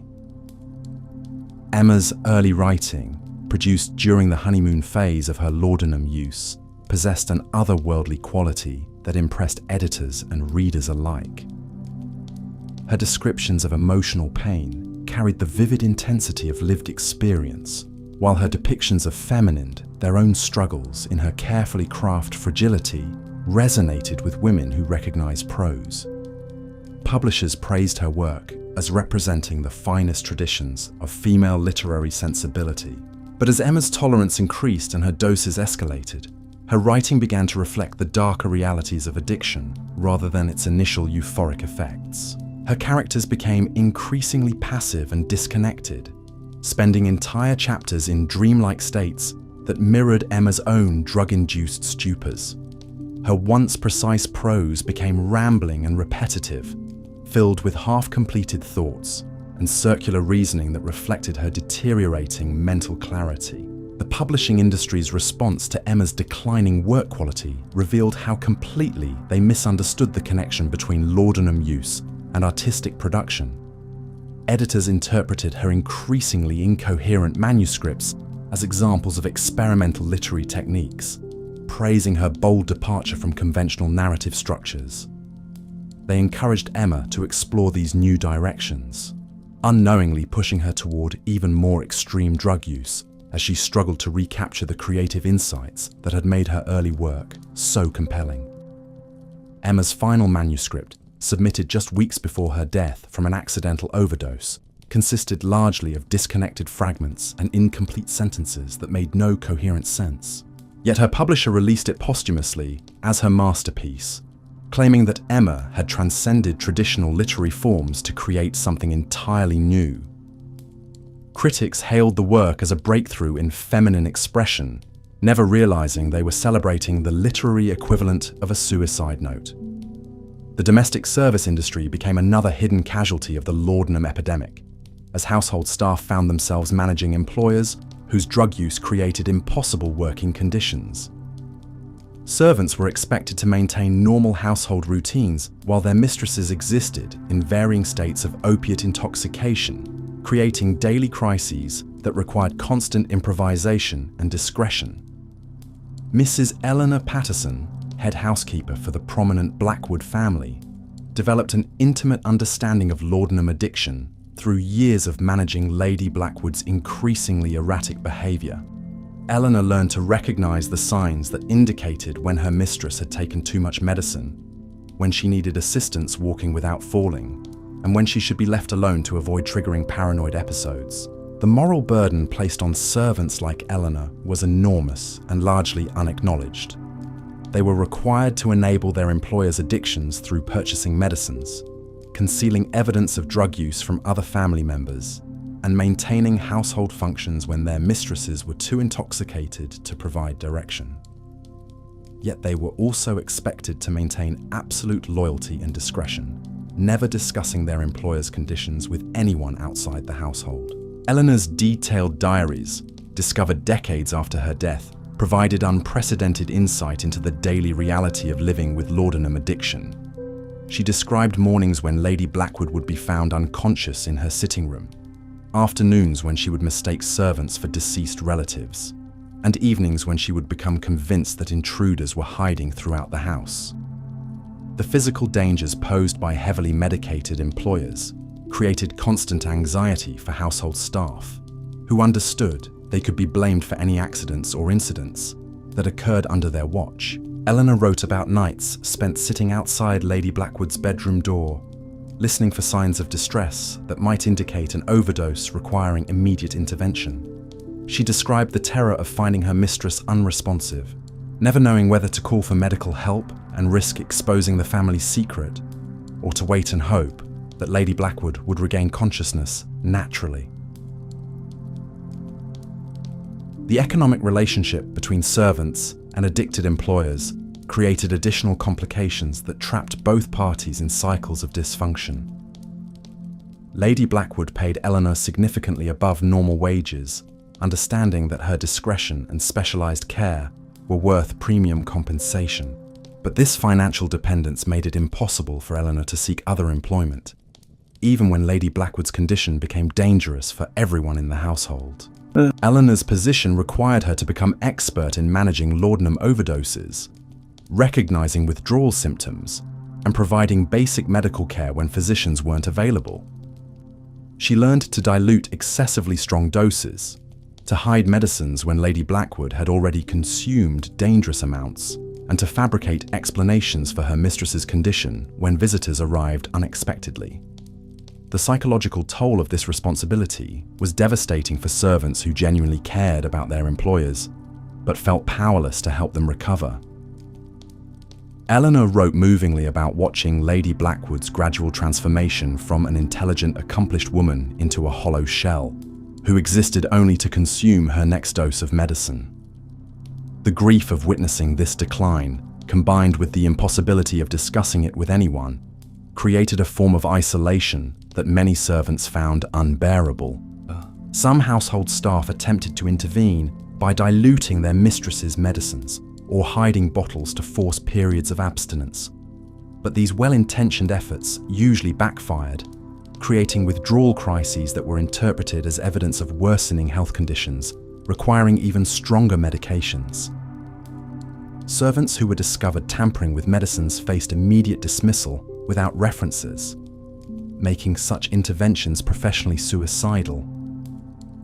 The network of servants working for laudanum-addicted employers developed its own informal communication system, sharing information about effective management strategies and warning each other about particularly dangerous situations. These networks represented one of the few sources of support available to people dealing directly with the realities of Victorian opium addiction, but they operated in complete secrecy to protect both servants and employers from social exposure. The children of laudanum-addicted mothers developed survival strategies that would shape their approach to relationships and authority for the rest of their lives. They learned to function as amateur physicians, recognizing the difference between their mother's various states of intoxication and understanding when adult intervention might be necessary to prevent medical emergencies. Young Timothy Ashworth became expert at managing his mother's laudanum addiction by age 10, having learned through painful experience that his survival depended on accurately reading her condition and responding appropriately. When his mother had taken too much medicine, Timothy would help her to bed and monitor her breathing until the danger passed. When she was experiencing withdrawal, he would bring her tea and remain nearby to provide comfort during the worst symptoms. Timothy's childhood responsibilities included tasks that no child should have been asked to perform. He learned to forge his mother's handwriting to write excuses for missed social obligations, to lie convincingly to visitors about his mother's whereabouts, and to manage household finances when his mother was too impaired to handle money responsibly. Most tragically, he became skilled at hiding evidence of his mother's condition from his father, understanding instinctively that family stability depended on maintaining elaborate deceptions. The hypervigilance required for these responsibilities created lasting psychological changes that affected Timothy's development well into adulthood. He became unable to relax completely, always scanning his environment for signs of crisis or danger. He developed an exaggerated sense of responsibility for other people's emotional states, believing that he could prevent disasters through careful attention and appropriate intervention. Timothy's relationship with his mother was complicated by the fact that her personality changed dramatically depending on her medication status. The warm, attentive woman who existed during brief periods of optimal dosing was replaced by either a hostile stranger during withdrawal or an unconscious invalid during overdose episodes. Timothy learned to treasure the rare moments when his real mother was accessible, while protecting himself emotionally from the unpredictable person she became under other circumstances. The educational neglect experienced by children of addicted mothers created long-term disadvantages that extended far beyond childhood. Timothy's formal schooling was frequently interrupted by family crises that required his presence at home, and his academic performance suffered from the chronic stress and sleep deprivation that characterized his daily existence. Teachers who might have recognized his potential instead saw a distracted, anxious child who seemed unable to focus on lessons. The social isolation imposed on these children was equally damaging. Timothy couldn't invite friends to his home because his mother's condition was unpredictable, and he couldn't discuss his family situation with peers because the shame and secrecy surrounding addiction made honest communication impossible. He grew up believing that his experiences were unique and shameful. never realizing that many other children in his social circle were dealing with similar challenges. Some children of addicted mothers became advocates for temperance and drug regulation as adults, channeling their childhood trauma into efforts to prevent other families from experiencing similar destruction. But many more developed their own substance abuse problems, having learned from early childhood that chemicals provided reliable solutions to emotional distress. The marriage patterns of laudanum-addicted women created multi-generational cycles of dysfunction that affected entire family trees. Women who had learned to use opium as a coping mechanism for marital difficulties often chose partners who were either unaware of their addiction or who were themselves struggling with substance abuse problems. Charlotte Pemberton's marriage to William Ashford exemplified this tragic pattern. Charlotte had begun using laudanum during her first marriage to manage the emotional trauma of domestic violence, and the drug had provided the only relief she could find from her husband's unpredictable rages. When her first husband died suddenly, Charlotte believed she had escaped the circumstances that required her medication, but she discovered that her physical dependence on opium had become independent of the original trauma. Charlotte's courtship with William was conducted entirely during periods when her laudanum use was carefully managed, presenting him with a version of herself that bore little resemblance to her true condition. She was charming, vivacious, and seemingly healthy during their carefully choreographed encounters, having learned to time her doses to coincide with social activities. William, a widower seeking a companion for his later years, was enchanted by Charlotte's apparent vitality and social grace. He interpreted her occasional moments of distraction or unusual behavior as endearing feminine mystique, rather than recognizing the signs of drug intoxication. Their wedding was celebrated as a perfect match between two mature individuals who had found second chances at happiness. The reality of married life quickly shattered these romantic illusions. Charlotte's need for privacy to manage her medication schedule created immediate tensions, as William couldn't understand why his new wife required so much time alone mood swings, which had been carefully in her chambers. Her concealed during courtship became impossible to hide during daily cohabitation. William's attempts to be a caring husband often interfered with Charlotte's drug management routines, creating conflicts that neither of them understood. When he suggested activities that conflicted with her dosing schedule, she would become anxious and irritable. When he planned trips that might limit her access to medicines, she would develop mysterious illnesses that required them to remain at home. The gradual revelation of Charlotte's addiction destroyed William's trust and left him feeling deceived and manipulated. He had entered the marriage believing he was caring for a delicate woman who needed gentle protection, only to discover that his wife was battling a condition he couldn't comprehend or control. The shame of acknowledging that he had been deceived made it impossible for William to seek advice or support from friends or family members. Charlotte's addiction progressed rapidly under the stress of trying to maintain her marriage while managing her drug dependence. The additional pressure of concealing her condition from someone who lived in intimate proximity pushed her toward higher doses and more frequent administration. She began experiencing withdrawal symptoms during normal daily activities, making it impossible to function as the wife William expected her to be. The financial strain of Charlotte's drug purchases created another source of marital conflict. William noticed discrepancies in household accounts, but attributed them to feminine frivolity rather than understanding their true cause. When confronted about missing money, Charlotte would fabricate elaborate explanations about expensive purchases or unexpected household expenses. The sexual dimension of their marriage became particularly problematic as Charlotte's addiction progressed. The opium affected her ability to experience physical pleasure or emotional intimacy, making marital relations feel mechanical and distressing. William interpreted her lack of responsiveness as rejection, never understanding that his wife was chemically incapable of the emotional connection he desired. Charlotte's final years were marked by increasingly desperate attempts to manage both her addiction and her marriage simultaneously. She would take massive doses of laudanum before social events to appear normal and happy, then suffer severe withdrawal symptoms in private, while William remained unaware of her condition. The physical and emotional toll of this constant performance eventually proved unsustainable.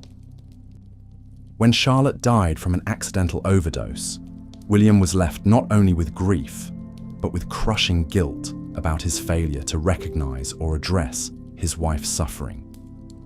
The discovery of hidden laudanum bottles throughout their home forced him to confront the reality that his second marriage had been built on deception and illness, rather than the mutual affection he had believed they shared. The social rituals surrounding death and mourning in Victorian society provided final opportunities for concealing the true impact of laudanum addiction. Funeral customs that emphasized the deceased's virtue and piety made it easy to transform drug-related deaths into stories of spiritual triumph over physical suffering. The elaborate funeral preparations for Lady Margaret Thornton became a masterpiece of posthumous reputation management. Margaret had died after consuming what her maid later described as enough laudanum to kill several people, but her family presented her death as the peaceful conclusion of a long struggle with nervous exhaustion. Margaret's body was displayed in her finest silk gown, her face carefully arranged to suggest serene acceptance of divine will, rather than the rictus of opium poisoning that had characterized her actual death. Cosmetics concealed the yellowed complexion and sunken features that had marked her final years, while strategic lighting minimized the physical evidence of chronic drug abuse. The funeral service emphasized Margaret's patience in bearing suffering, her devotion to charitable causes, and her exemplary fulfillment of feminine duties. The minister spoke movingly about her gentle spirit and unwavering faith, constructing a narrative of noble endurance that bore no resemblance to the desperate addiction that had actually claimed her life. Margaret's husband commissioned an elaborate memorial stone that described her as a loving wife and mother who had been called home after years of faithful service to family and community. The inscription made no reference to the medicine bottles found clutched in her hands, or to the suicide note discovered in her writing desk, expressing her despair about her inability to overcome her dependence on laudanum. The mourners who attended Margaret's funeral included dozens of women who were themselves struggling with similar addictions, but the social codes governing such gatherings prevented any acknowledgement of shared experience. They stood in silent solidarity, recognizing their own fate in Margaret's carefully sanitized death, while maintaining the public fiction that such tragedies were rare and inexplicable. The newspaper obituaries that appeared following these funerals developed their own coded language for describing laudanum-related deaths. Phrases like, "after a long illness borne with Christian fortitude," or "succumbed to nervous exhaustion," became standard euphemisms that informed readers about the true cause of death, while maintaining plausible deniability. The memorial practices surrounding these deaths served to perpetuate the very conditions that had caused them. By transforming addiction into martyrdom and overdose into peaceful transition, Victorian society avoided confronting the systematic problems that were destroying its female population.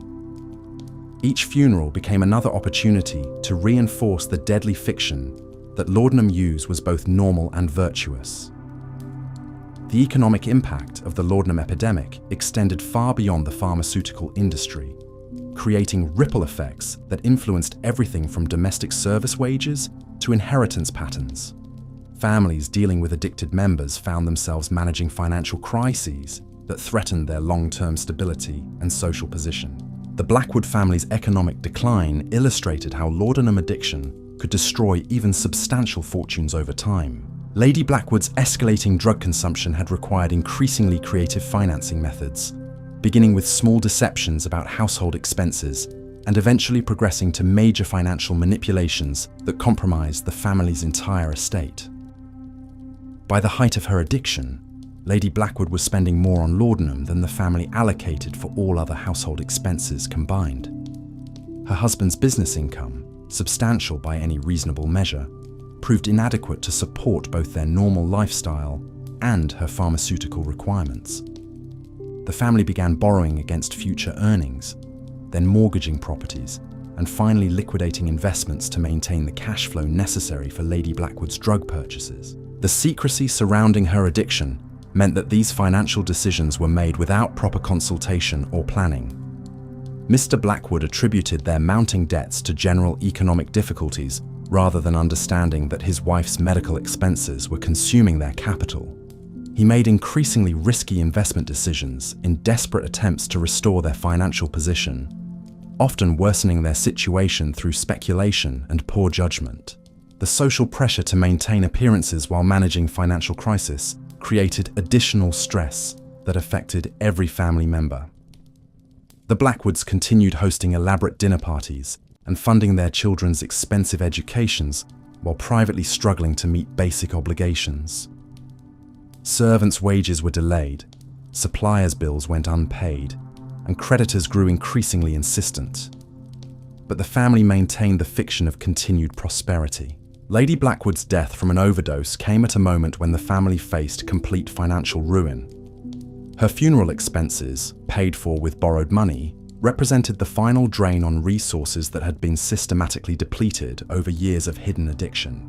Mr. Blackwood discovered after her death that they owed substantial sums to dozens of creditors, many of whom had been providing goods and services under false assumptions about the family's financial stability.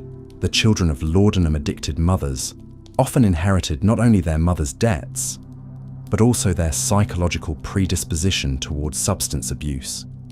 Young Edward Blackwood, who had spent his teenage years watching his family's mysterious financial decline, began drinking heavily as soon as he left home for university. His alcoholism, developed as a coping mechanism for childhood trauma, created new financial drains that perpetuated the cycle of addiction and economic instability. The marriage prospects of children from laudanum-affected families were often severely compromised by both financial constraints and social suspicions about hereditary weakness. Potential suitors and their families would investigate carefully before committing to unions with families that had experienced mysterious illnesses or unexplained financial difficulties. The insurance industry began developing crude actuarial models that identified families with histories of female nervous disorders as poor risks for life insurance policies. These calculations, based on statistical correlations rather than medical understanding, effectively penalize families dealing with laudanum addiction by making it difficult to obtain financial protection against further losses. The legal profession developed specialized expertise in managing the complex estate issues created by laudanum-related deaths. Lawyers learned to identify the signs of drug-related financial manipulation and developed strategies for protecting surviving family members from creditors who might have been unknowingly enabling addictive behaviors through extended credit arrangements. The banking industry's response to the laudanum epidemic revealed both the scope of the problem and society's continued denial of its existence. Bank managers began recognizing patterns of account activity that suggested customer drug addiction, but they developed policies designed to protect institutional interests rather than to help struggling families address underlying problems. Private banks serving wealthy clientele noticed increasing numbers of female customers who made frequent, small withdrawals that didn't correspond to normal household expense patterns. These women would visit multiple branches, often accompanied by servants, to conduct transactions that seemed designed to avoid attracting attention to their total withdrawal amounts. Bank officers learned to recognize the physical signs of laudanum intoxication in customers who arrived to conduct business while heavily medicated. They developed procedures for handling clients who seemed confused about transaction amounts, or who signed documents with measures where design obviously impaired judgment. But these protective to limit institutional liability, rather than to provide assistance to customers who were clearly struggling with serious problems. The correspondence between banks and their laudanum-addicted customers revealed the elaborate deceptions required to maintain addiction while preserving social respectability. Women would write detailed letters explaining unusual account activity, creating fictional expenses and fabricating financial emergencies to justify their frequent need for cash. Mrs. Penelope Ashworth's letters to her private banker provided a masterclass in the creative accounting required to fund laudanum addiction without arousing suspicion. She described non-existent home repairs, fictional medical expenses for imaginary relatives, and elaborate charity commitments that supposedly required regular cash donations. Her banker, recognizing the implausibility of her explanations, but reluctant to challenge a valued customer, simply processed her requests while maintaining careful records that documented the progression of her financial deception. The banking industry's files contained hundreds of similar cases, representing a hidden archive of the laudanum epidemic's financial impact. These records, preserved in institutional vaults long after the customers had died, provided statistical evidence of addiction's prevalence among upper-class Victorian women. But the information remained buried in confidential business files, never contributing to public understanding of the crisis. The international banking networks that served wealthy Victorian families created opportunities for particularly sophisticated financial manipulations designed to conceal drug-related expenses. Women could transfer funds between accounts in different countries, ostensibly for travel or investment purposes, while actually financing laudanum purchases that would be difficult to trace through normal channels. Lady Catherine Morrison developed an elaborate system of international transfers that allowed her to purchase opium through foreign suppliers without creating obvious connections to her domestic financial activities. She would transfer substantial sums to European banks, claiming to be investing in continental business opportunities, then use these funds to purchase drugs through networks of international dealers who specialized in serving wealthy English customers. The complexity of these international arrangements provided perfect cover for addiction-related expenses, while creating financial webs that became increasingly difficult to unravel. When Lady Catherine died from an overdose, her executors discovered that she had established accounts in 7 different countries, many of which contained evidence of drug purchases that had been ongoing for years. The foreign exchange aspects of international drug purchases created additional opportunities for financial manipulation that further concealed the true cost of laudanum addiction.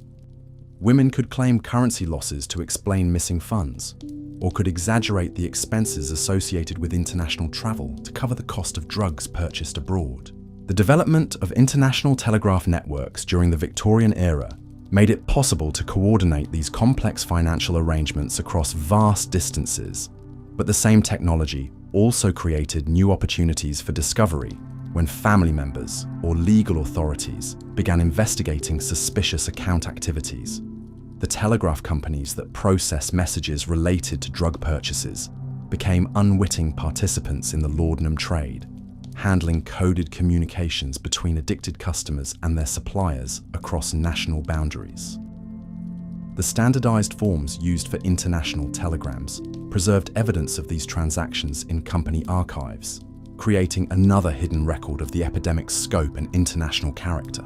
The maritime industry played a crucial role in supplying the international opium trade that fed Victorian laudanum addiction. Ship captains and crew members developed sophisticated smuggling networks that transported drugs alongside legitimate cargo, often with the knowledge and cooperation of customs officials who had been bribed or who simply didn't understand the medical significance of the substances they were allowing to pass through their ports.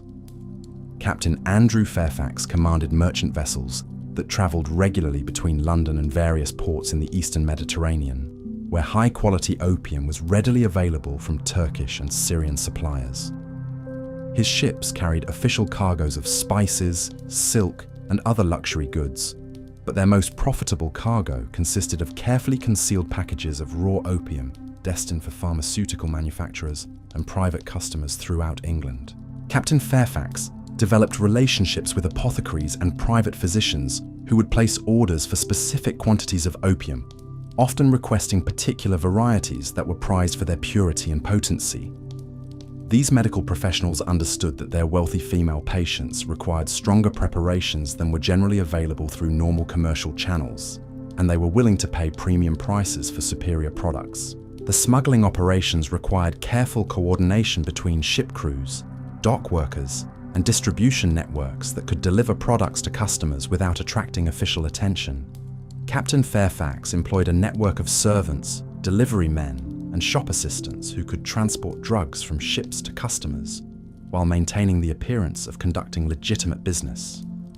The financial profits from opium smuggling were enormous, often exceeding the returns from legal cargo by substantial margins. A single successful voyage could generate enough income to fund Captain Fairfax's retirement, but the addictive nature of his market created steady demand that made continued smuggling activities irresistibly profitable. The risks associated with drug smuggling were offset by the protection provided by customers' social positions and their desperate need for continued supplies.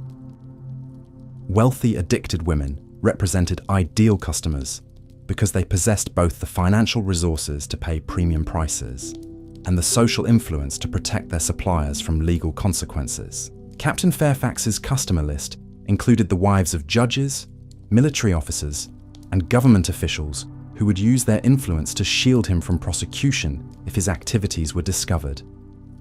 The mutual dependence between smuggler and customers created a web of complicity that made enforcement of drug laws virtually impossible within upper-class social circles. The international nature of the opium trade meant that Victorian women could access drugs from suppliers throughout the British Empire and beyond, creating a global market that responded quickly to changes in demand or supply conditions. When political situations disrupted traditional supply routes, new networks would emerge to serve the continuing needs of addicted customers. The Crimean War created temporary shortages of Turkish opium that forced Victorian suppliers to develop alternative sources in India and China. These new supply chains introduced different varieties of opium with varying potencies and effects, creating additional dangers for customers who couldn't accurately gauge the strength of unfamiliar products. The colonial administration's involvement in opium production and distribution created conflicts of interest that compromised efforts to regulate drug use within the empire. British officials who profited from opium cultivation in India were reluctant to support policies that might reduce demand for their products, even when they recognized the social damage caused by widespread addiction. The East India Company's monopoly on opium production created artificial scarcities that drove up prices and encouraged the development of black market alternatives. These unofficial supply networks often provided adulterated or contaminated products that posed additional health risks to consumers who were already vulnerable to overdose and other complications. The medical establishment's relationship with the opium trade revealed fundamental conflicts between professional ethics and commercial interests. Many physicians who publicly condemned opium addiction privately invested in companies that manufactured laudanum and other opiate preparations, creating financial incentives for continued overprescribing. Dr. William Hartwell maintained a respectable medical practice that specialized in treating nervous disorders among wealthy women, but his private investments included substantial holdings in 3 different pharmaceutical companies that manufactured the very products he prescribed to his patients. His treatment recommendations consistently favored expensive proprietary medicines over cheaper generic alternatives, generating profits for companies in which he held financial interests. The medical journals of the era published articles about the dangers of opium addiction while simultaneously running advertisements for laudanum preparations that promised miraculous cures for the same conditions the articles described as symptoms of drug dependence.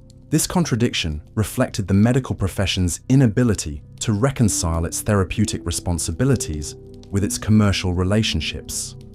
The medical conferences and professional societies that should have addressed the laudanum epidemic instead focused on technical discussions about dosage calculations and preparation methods that effectively promoted more sophisticated drug use rather than encouraging abstinence or seeking alternative treatments. The pharmaceutical industry. The pharmaceutical conferences of the Victorian era became showcases for increasingly potent opium preparations, with manufacturers competing to develop products that would capture larger shares of the lucrative female market. These gatherings, ostensibly dedicated to advancing medical science, functioned more like trade shows, where drug companies displayed their latest formulations to physicians who would ultimately prescribe them to unsuspecting patients. Dr. Heinrich Müller, representing the prestigious German pharmaceutical house of Bayer, presented his company's revolutionary new laudanum concentrate at the 1869 International Medical Congress in Vienna. Müller's presentation emphasized the product's superior purity and consistent potency, qualities that he claimed would provide more reliable therapeutic effects for physicians treating delicate feminine conditions. What Dr. Müller didn't mention was that Bayer's new concentrate was nearly 3 times stronger than traditional laudanum preparations, making accidental overdoses far more likely for patients who had developed tolerance to weaker formulations. The company's internal research had identified this danger during product development, but marketing considerations outweighed safety concerns in their final decision to proceed with commercial production. The physicians attending Müller's presentation were impressed by the elegant packaging and professional marketing materials that accompanied the new product. Bayer had invested heavily in creating an image of scientific sophistication that appealed to medical professionals who wanted to offer their patients the latest advances in pharmaceutical technology. Dr. James Morrison, a London physician with a large practice among society ladies, placed an immediate order for Bayer's new concentrate after witnessing Müller's demonstration. Morrison was particularly attracted to the product's concentrated form, which would allow his patients to achieve the same effects with smaller doses, potentially reducing the obvious signs of medication that might attract unwanted attention. Morrison's first patient to receive the new preparation was Lady Elizabeth Pemberton, who had been taking traditional laudanum for chronic headaches for nearly 2 years. Morrison explained that the new German medicine would provide superior relief with greater convenience, requiring only a few drops rather than the tablespoons of liquid she had been consuming. Lady Elizabeth was delighted by the prospect of a more discreet medication that wouldn't require her to carry large bottles or measure obvious quantities during social situations. She began taking the concentrated preparation with enthusiasm, initially pleased by its powerful effects and reduced volume. But within days of switching to the new medicine, Lady Elizabeth experienced symptoms that neither she nor Dr. Morrison understood. The concentrated preparation was so much stronger than her previous medication that her usual dosing schedule now provided massive overdoses, while attempts to reduce the amount triggered severe withdrawal symptoms that seemed to indicate inadequate treatment.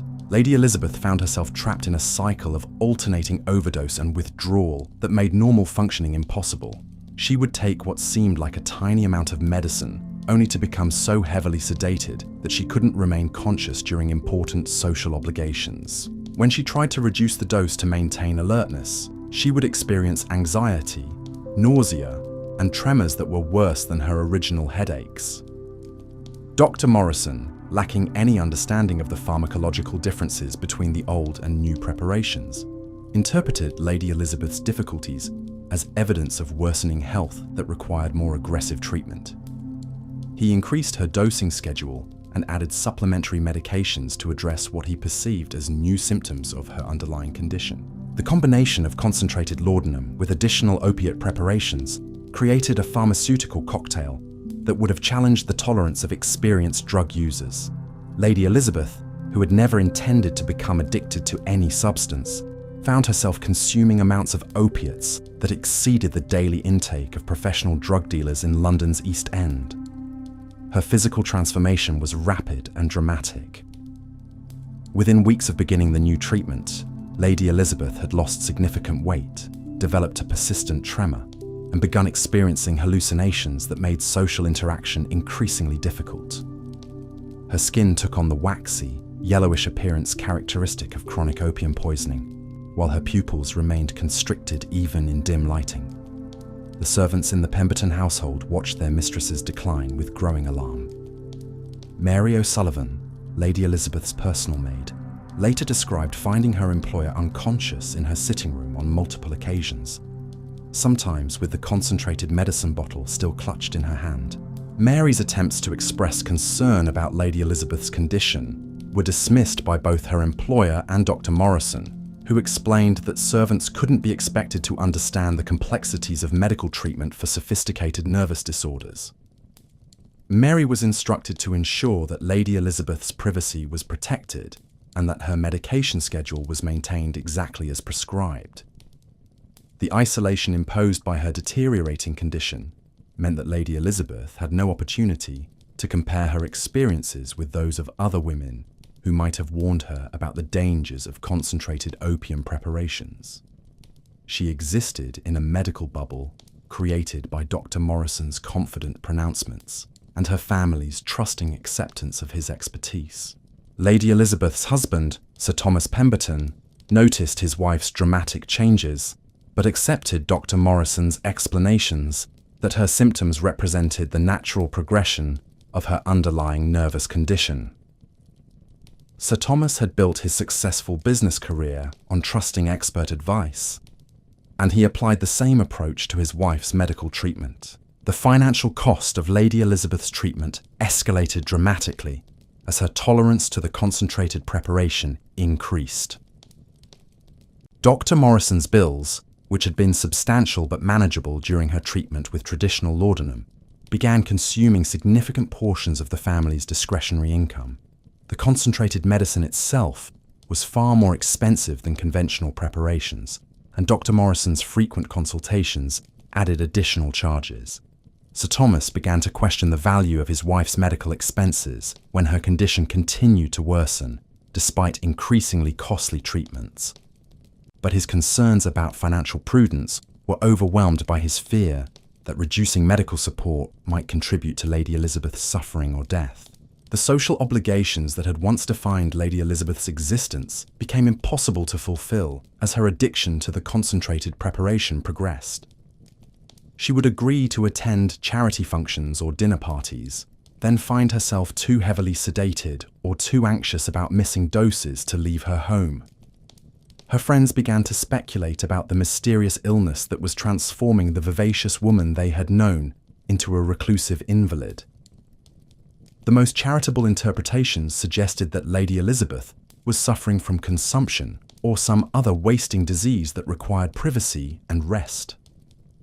Less charitable observers whispered about nervous breakdowns or hereditary madness that might explain her withdrawal from society. Lady Elizabeth's final public appearance occurred at a women's charity luncheon where she had promised to speak about support for orphan children. She arrived at the event having taken what she calculated to be a moderate dose of her medicine, hoping to remain alert and articulate during her presentation. But her tolerance calculations proved fatally inaccurate. The concentrated preparation's unpredictable absorption rate meant that the effects hit her more suddenly and powerfully than anticipated. She began her speech normally, discussing the plight of homeless children with her usual passion and eloquence. Midway through her remarks, Lady Elizabeth's words began to slur, and she started repeating sentences without seeming to realize her error. Her audience, composed of society ladies who had known her for years, watched in horrified silence as she swayed behind the podium, struggling to maintain her balance while attempting to continue her presentation. The speech ended when Lady Elizabeth collapsed onto the luncheon table, scattering fine china and flower arrangements while losing consciousness completely. The women in attendance assumed she had suffered some sort of seizure or fainting spell brought on by her delicate constitution and the stress of public speaking. Dr. Morrison, summoned to treat Lady Elizabeth at the scene of her collapse, attributed her condition to nervous exhaustion and prescribed complete rest along with increased doses of her medication to prevent similar episodes in the future. He assured Sir Thomas that such incidents were common among ladies of refined sensibility who overtaxed their delicate systems. Lady Elizabeth never recovered from the humiliation of her public collapse. The incident confirmed her worst fears about her inability to control her medication effects, while the sympathetic concern expressed by her friends made her feel like a fraud who was deceiving people about her true condition. She began taking larger doses of the concentrated preparation to achieve the sense of peace and detachment that had initially attracted her to laudanum use. But the powerful medicine now required dangerous amounts to produce the desired effects, creating a pharmaceutical Russian roulette where each dose might be her last. Lady Elizabeth's death occurred on a quiet Tuesday afternoon as she sat in her favourite garden chair, reading a novel she had enjoyed before her addiction began. Mary O'Sullivan found her employer's body several hours later, the book still open in her lap, and the concentrated medicine bottle empty beside her. The official cause of death was recorded as heart failure brought on by chronic nervous exhaustion, a diagnosis that satisfied the coroner and preserved the family's reputation. Dr. Morrison signed the death certificate without hesitation, genuinely believing that Lady Elizabeth had succumbed to the progressive nervous disorder he had been treating. The funeral arrangements reflected the social standing Lady Elizabeth had maintained throughout her addiction, with hundreds of mourners attending services that celebrated her charitable works and feminine virtues. The minister spoke movingly about her patient endurance of suffering and her devotion to helping society's most vulnerable members. Sir Thomas commissioned a memorial window in the local church that depicted Lady Elizabeth as an angel of mercy watching over orphaned children. The image became a lasting symbol of Victorian feminine ideal, commemorating a woman whose actual death had resulted from pharmaceutical industry's reckless pursuit of profit and the medical profession's dangerous ignorance about addiction.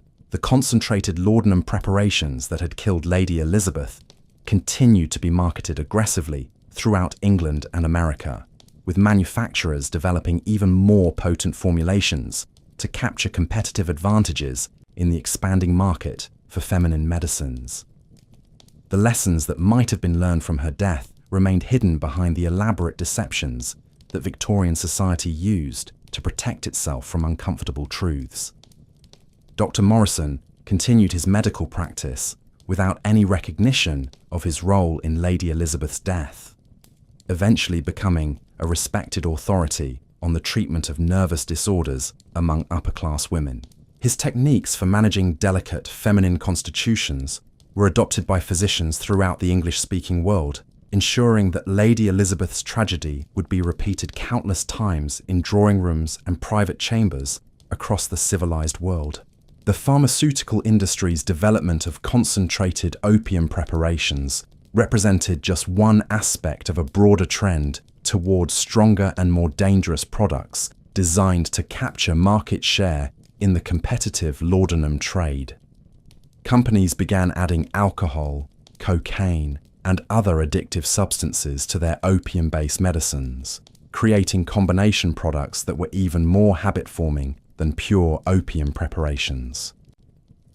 Mrs. Pemberton's miracle elixir combined laudanum with a substantial amount of cocaine, producing effects that patients described as remarkably energizing compared to traditional opium medicines.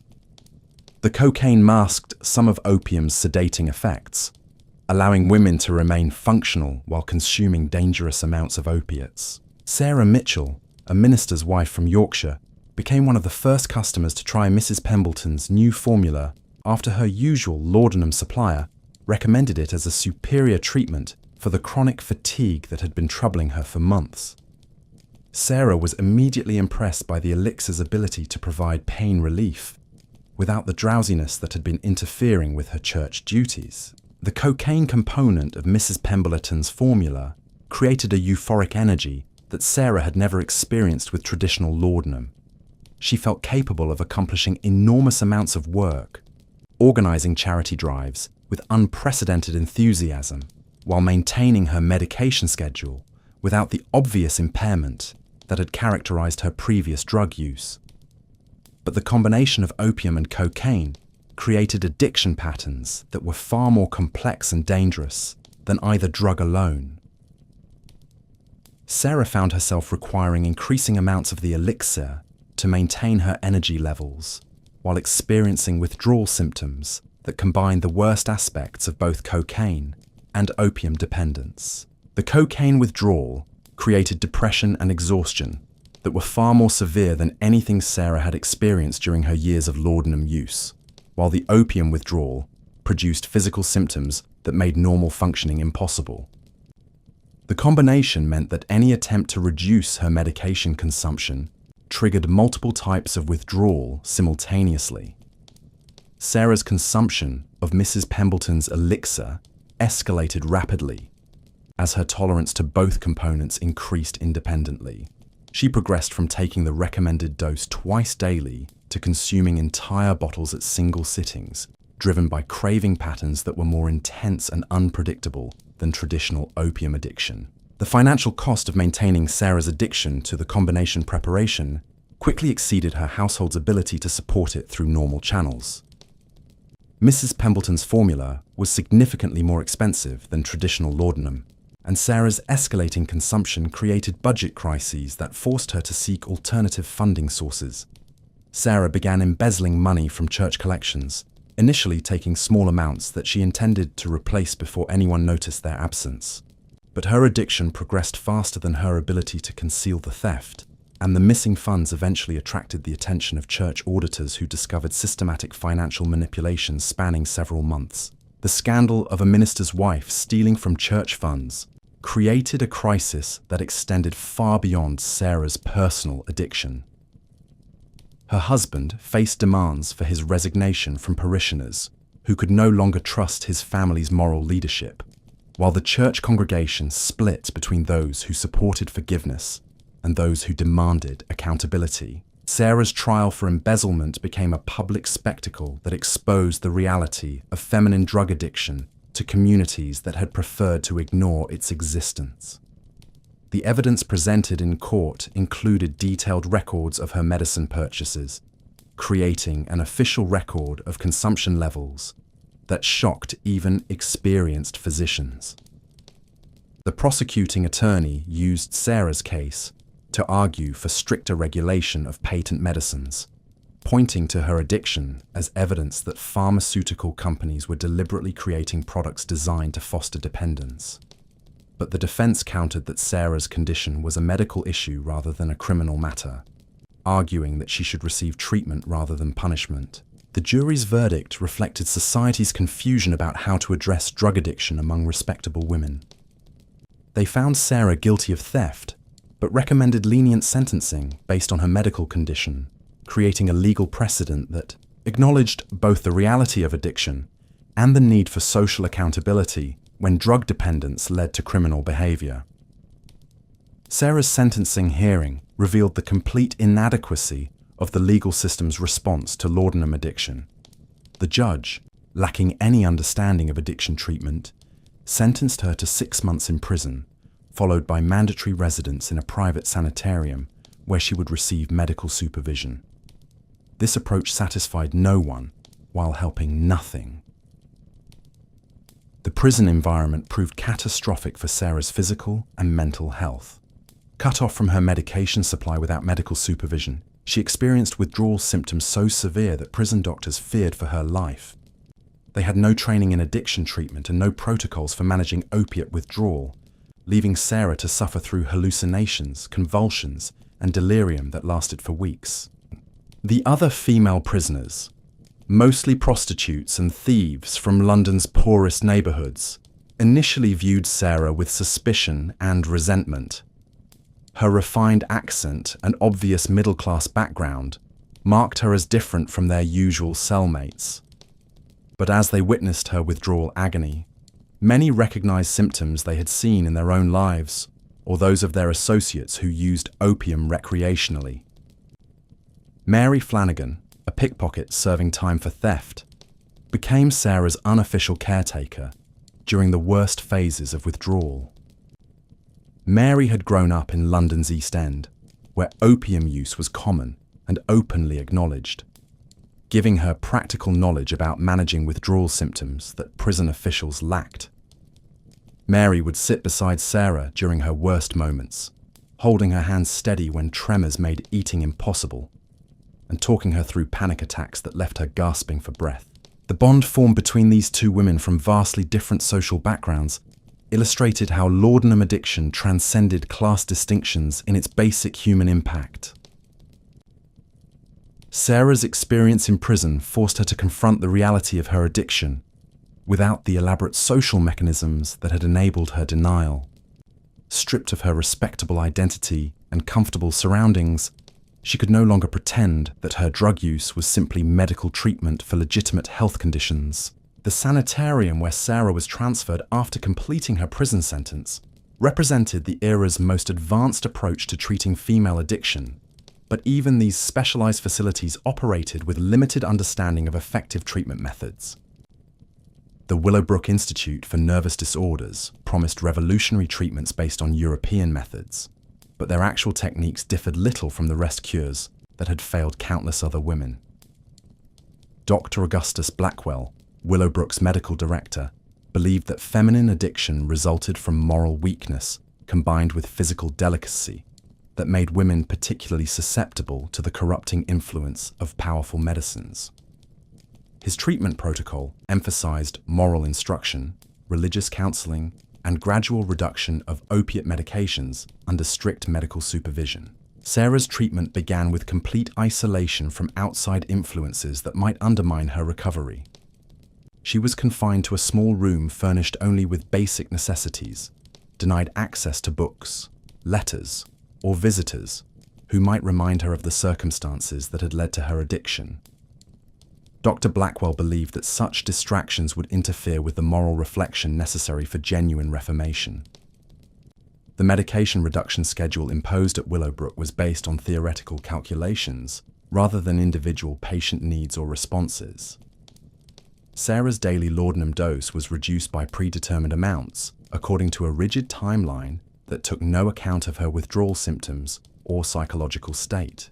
The physical agony of forced withdrawal was compounded by the psychological pressure of constant moral evaluation by staff members who interpreted any sign of distress as evidence of insufficient commitment to recovery.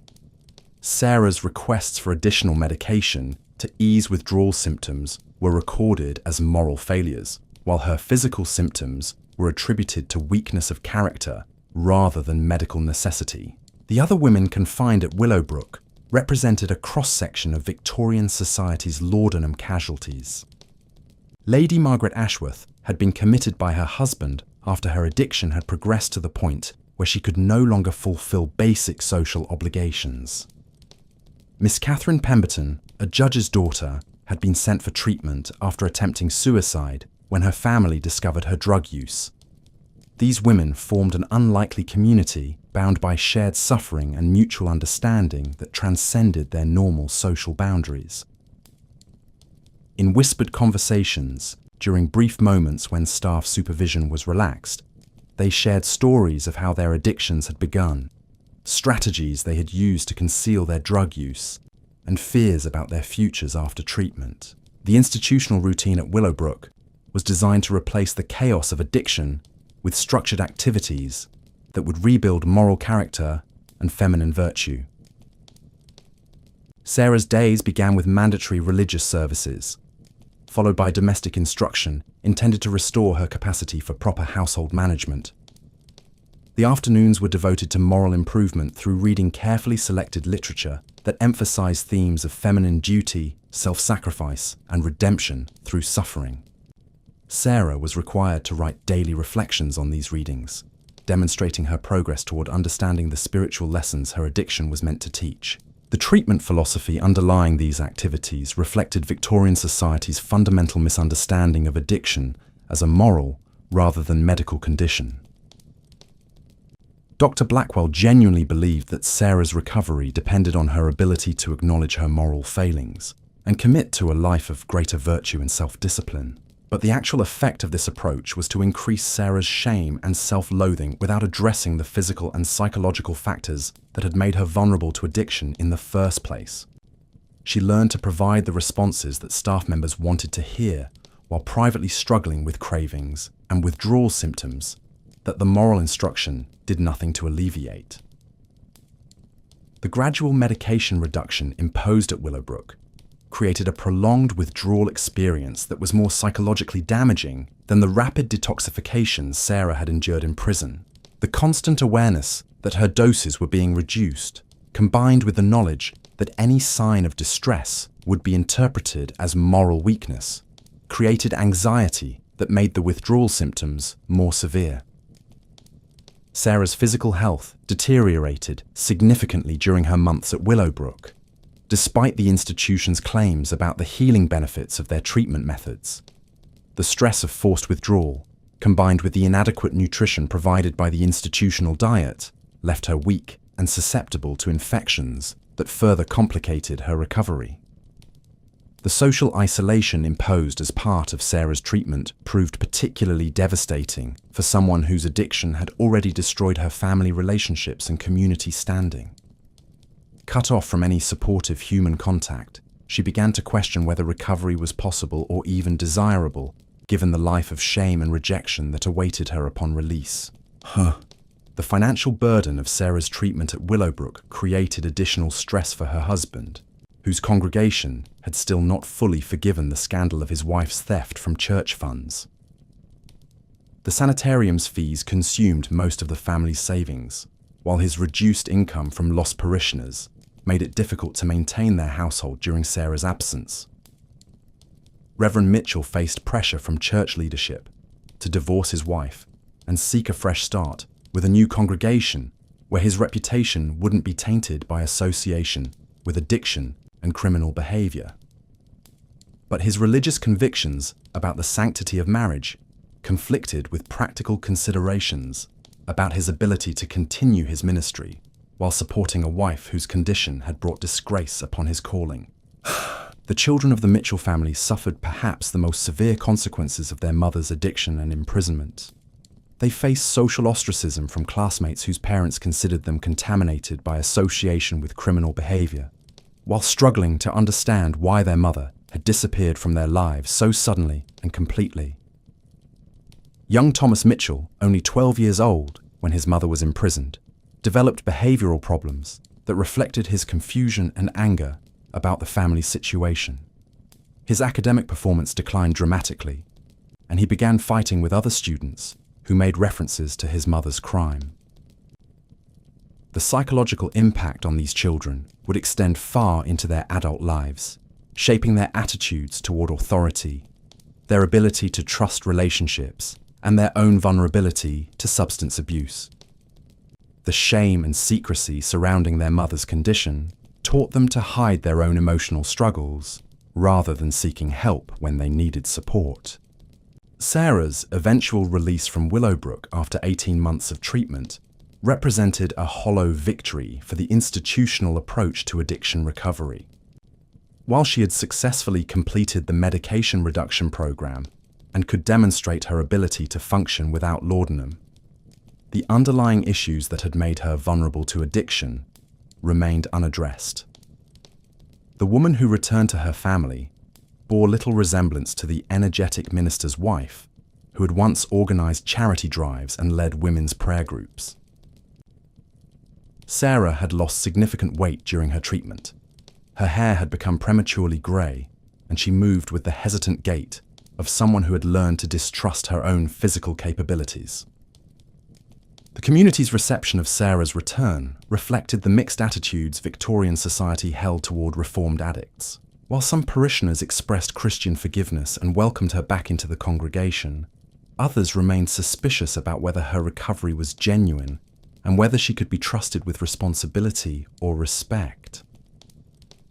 Sarah's attempts to rebuild her life were hampered by the lasting physical effects of her addiction and treatment experience.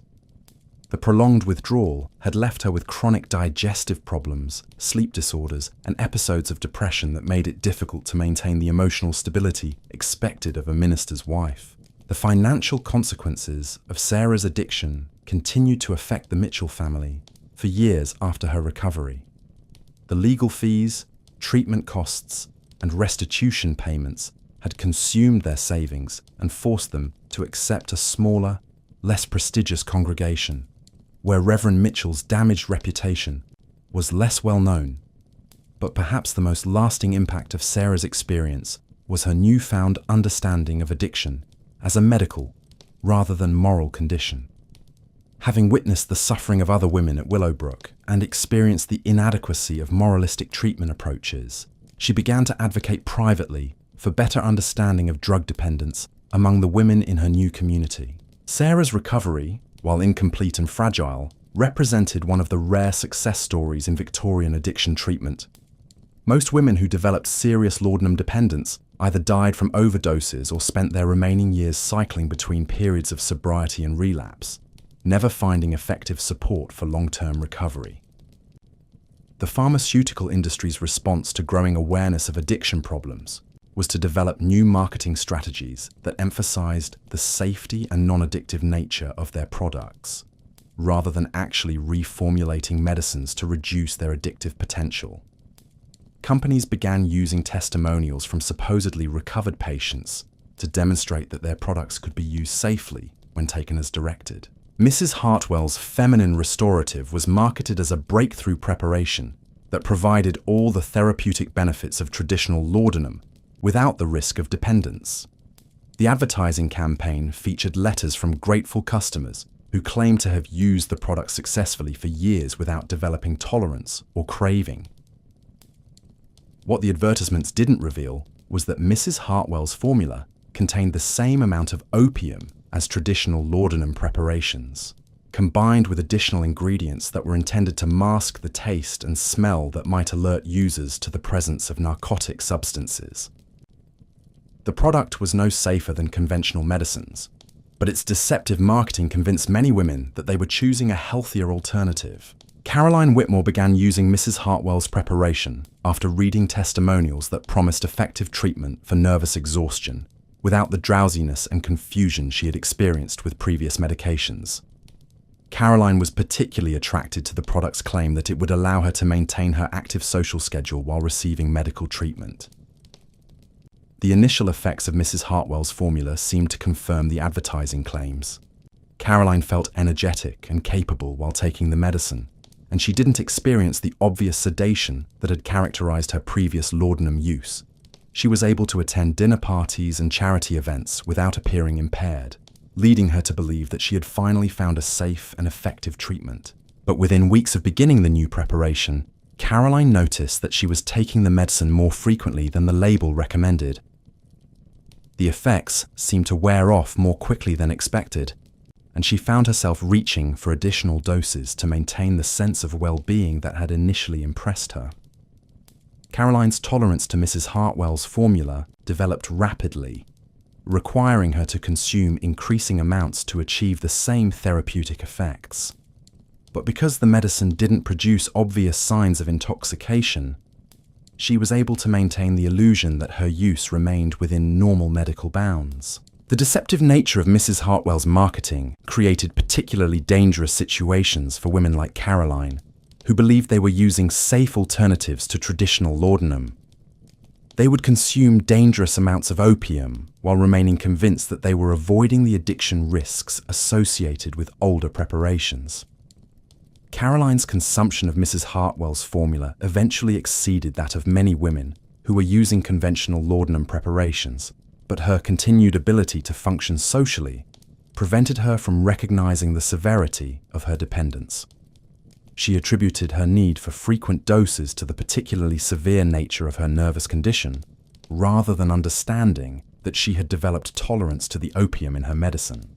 The financial cost of maintaining Caroline's addiction to Mrs. Hartwell's preparation was substantial, as the product was priced as a premium medicine that commanded higher prices than generic laudanum preparations. But Caroline justified the expense by believing that she was investing in her health rather than feeding an addiction.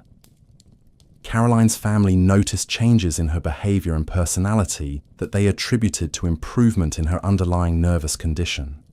The energy and optimism she displayed while taking Mrs. Hartwell's formula seemed to indicate that she was finally receiving effective medical treatment, leading them to support her continued use of the expensive preparation. The tragic irony of Caroline's situation was that her family's well-intentioned support for what they believed was successful medical treatment actually enabled her progression toward a more severe addiction than she might have developed with conventional laudanum. The deceptive marketing of Mrs. Hartwell's formula had created a perfect storm of medical misinformation, family enablement, and pharmaceutical manipulation. The stories of Caroline Whitmore and countless others like her represent more than individual tragedies. They reveal a systematic failure that claimed an entire generation of Victorian women, hidden behind parlour doors and buried beneath layers of social respectability. These weren't isolated cases of moral weakness or feminine frailty. They were victims of an industry that prioritized profit over human life, a medical establishment that confused ignorance with expertise, and a society that chose comfortable lies over uncomfortable truths. The laudanum epidemic stands as a stark reminder that progress without compassion leads only to elegant destruction, and that the most dangerous poisons often come wrapped in the most beautiful packages.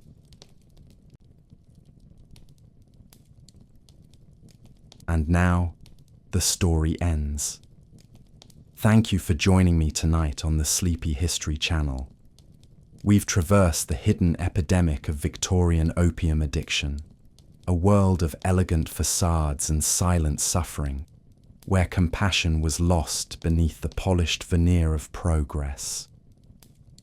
Until our next journey together, rest well, dream sweetly, and remember, the greatest dangers often arrive dressed as comfort, and true healing begins only with honesty and empathy. Good night.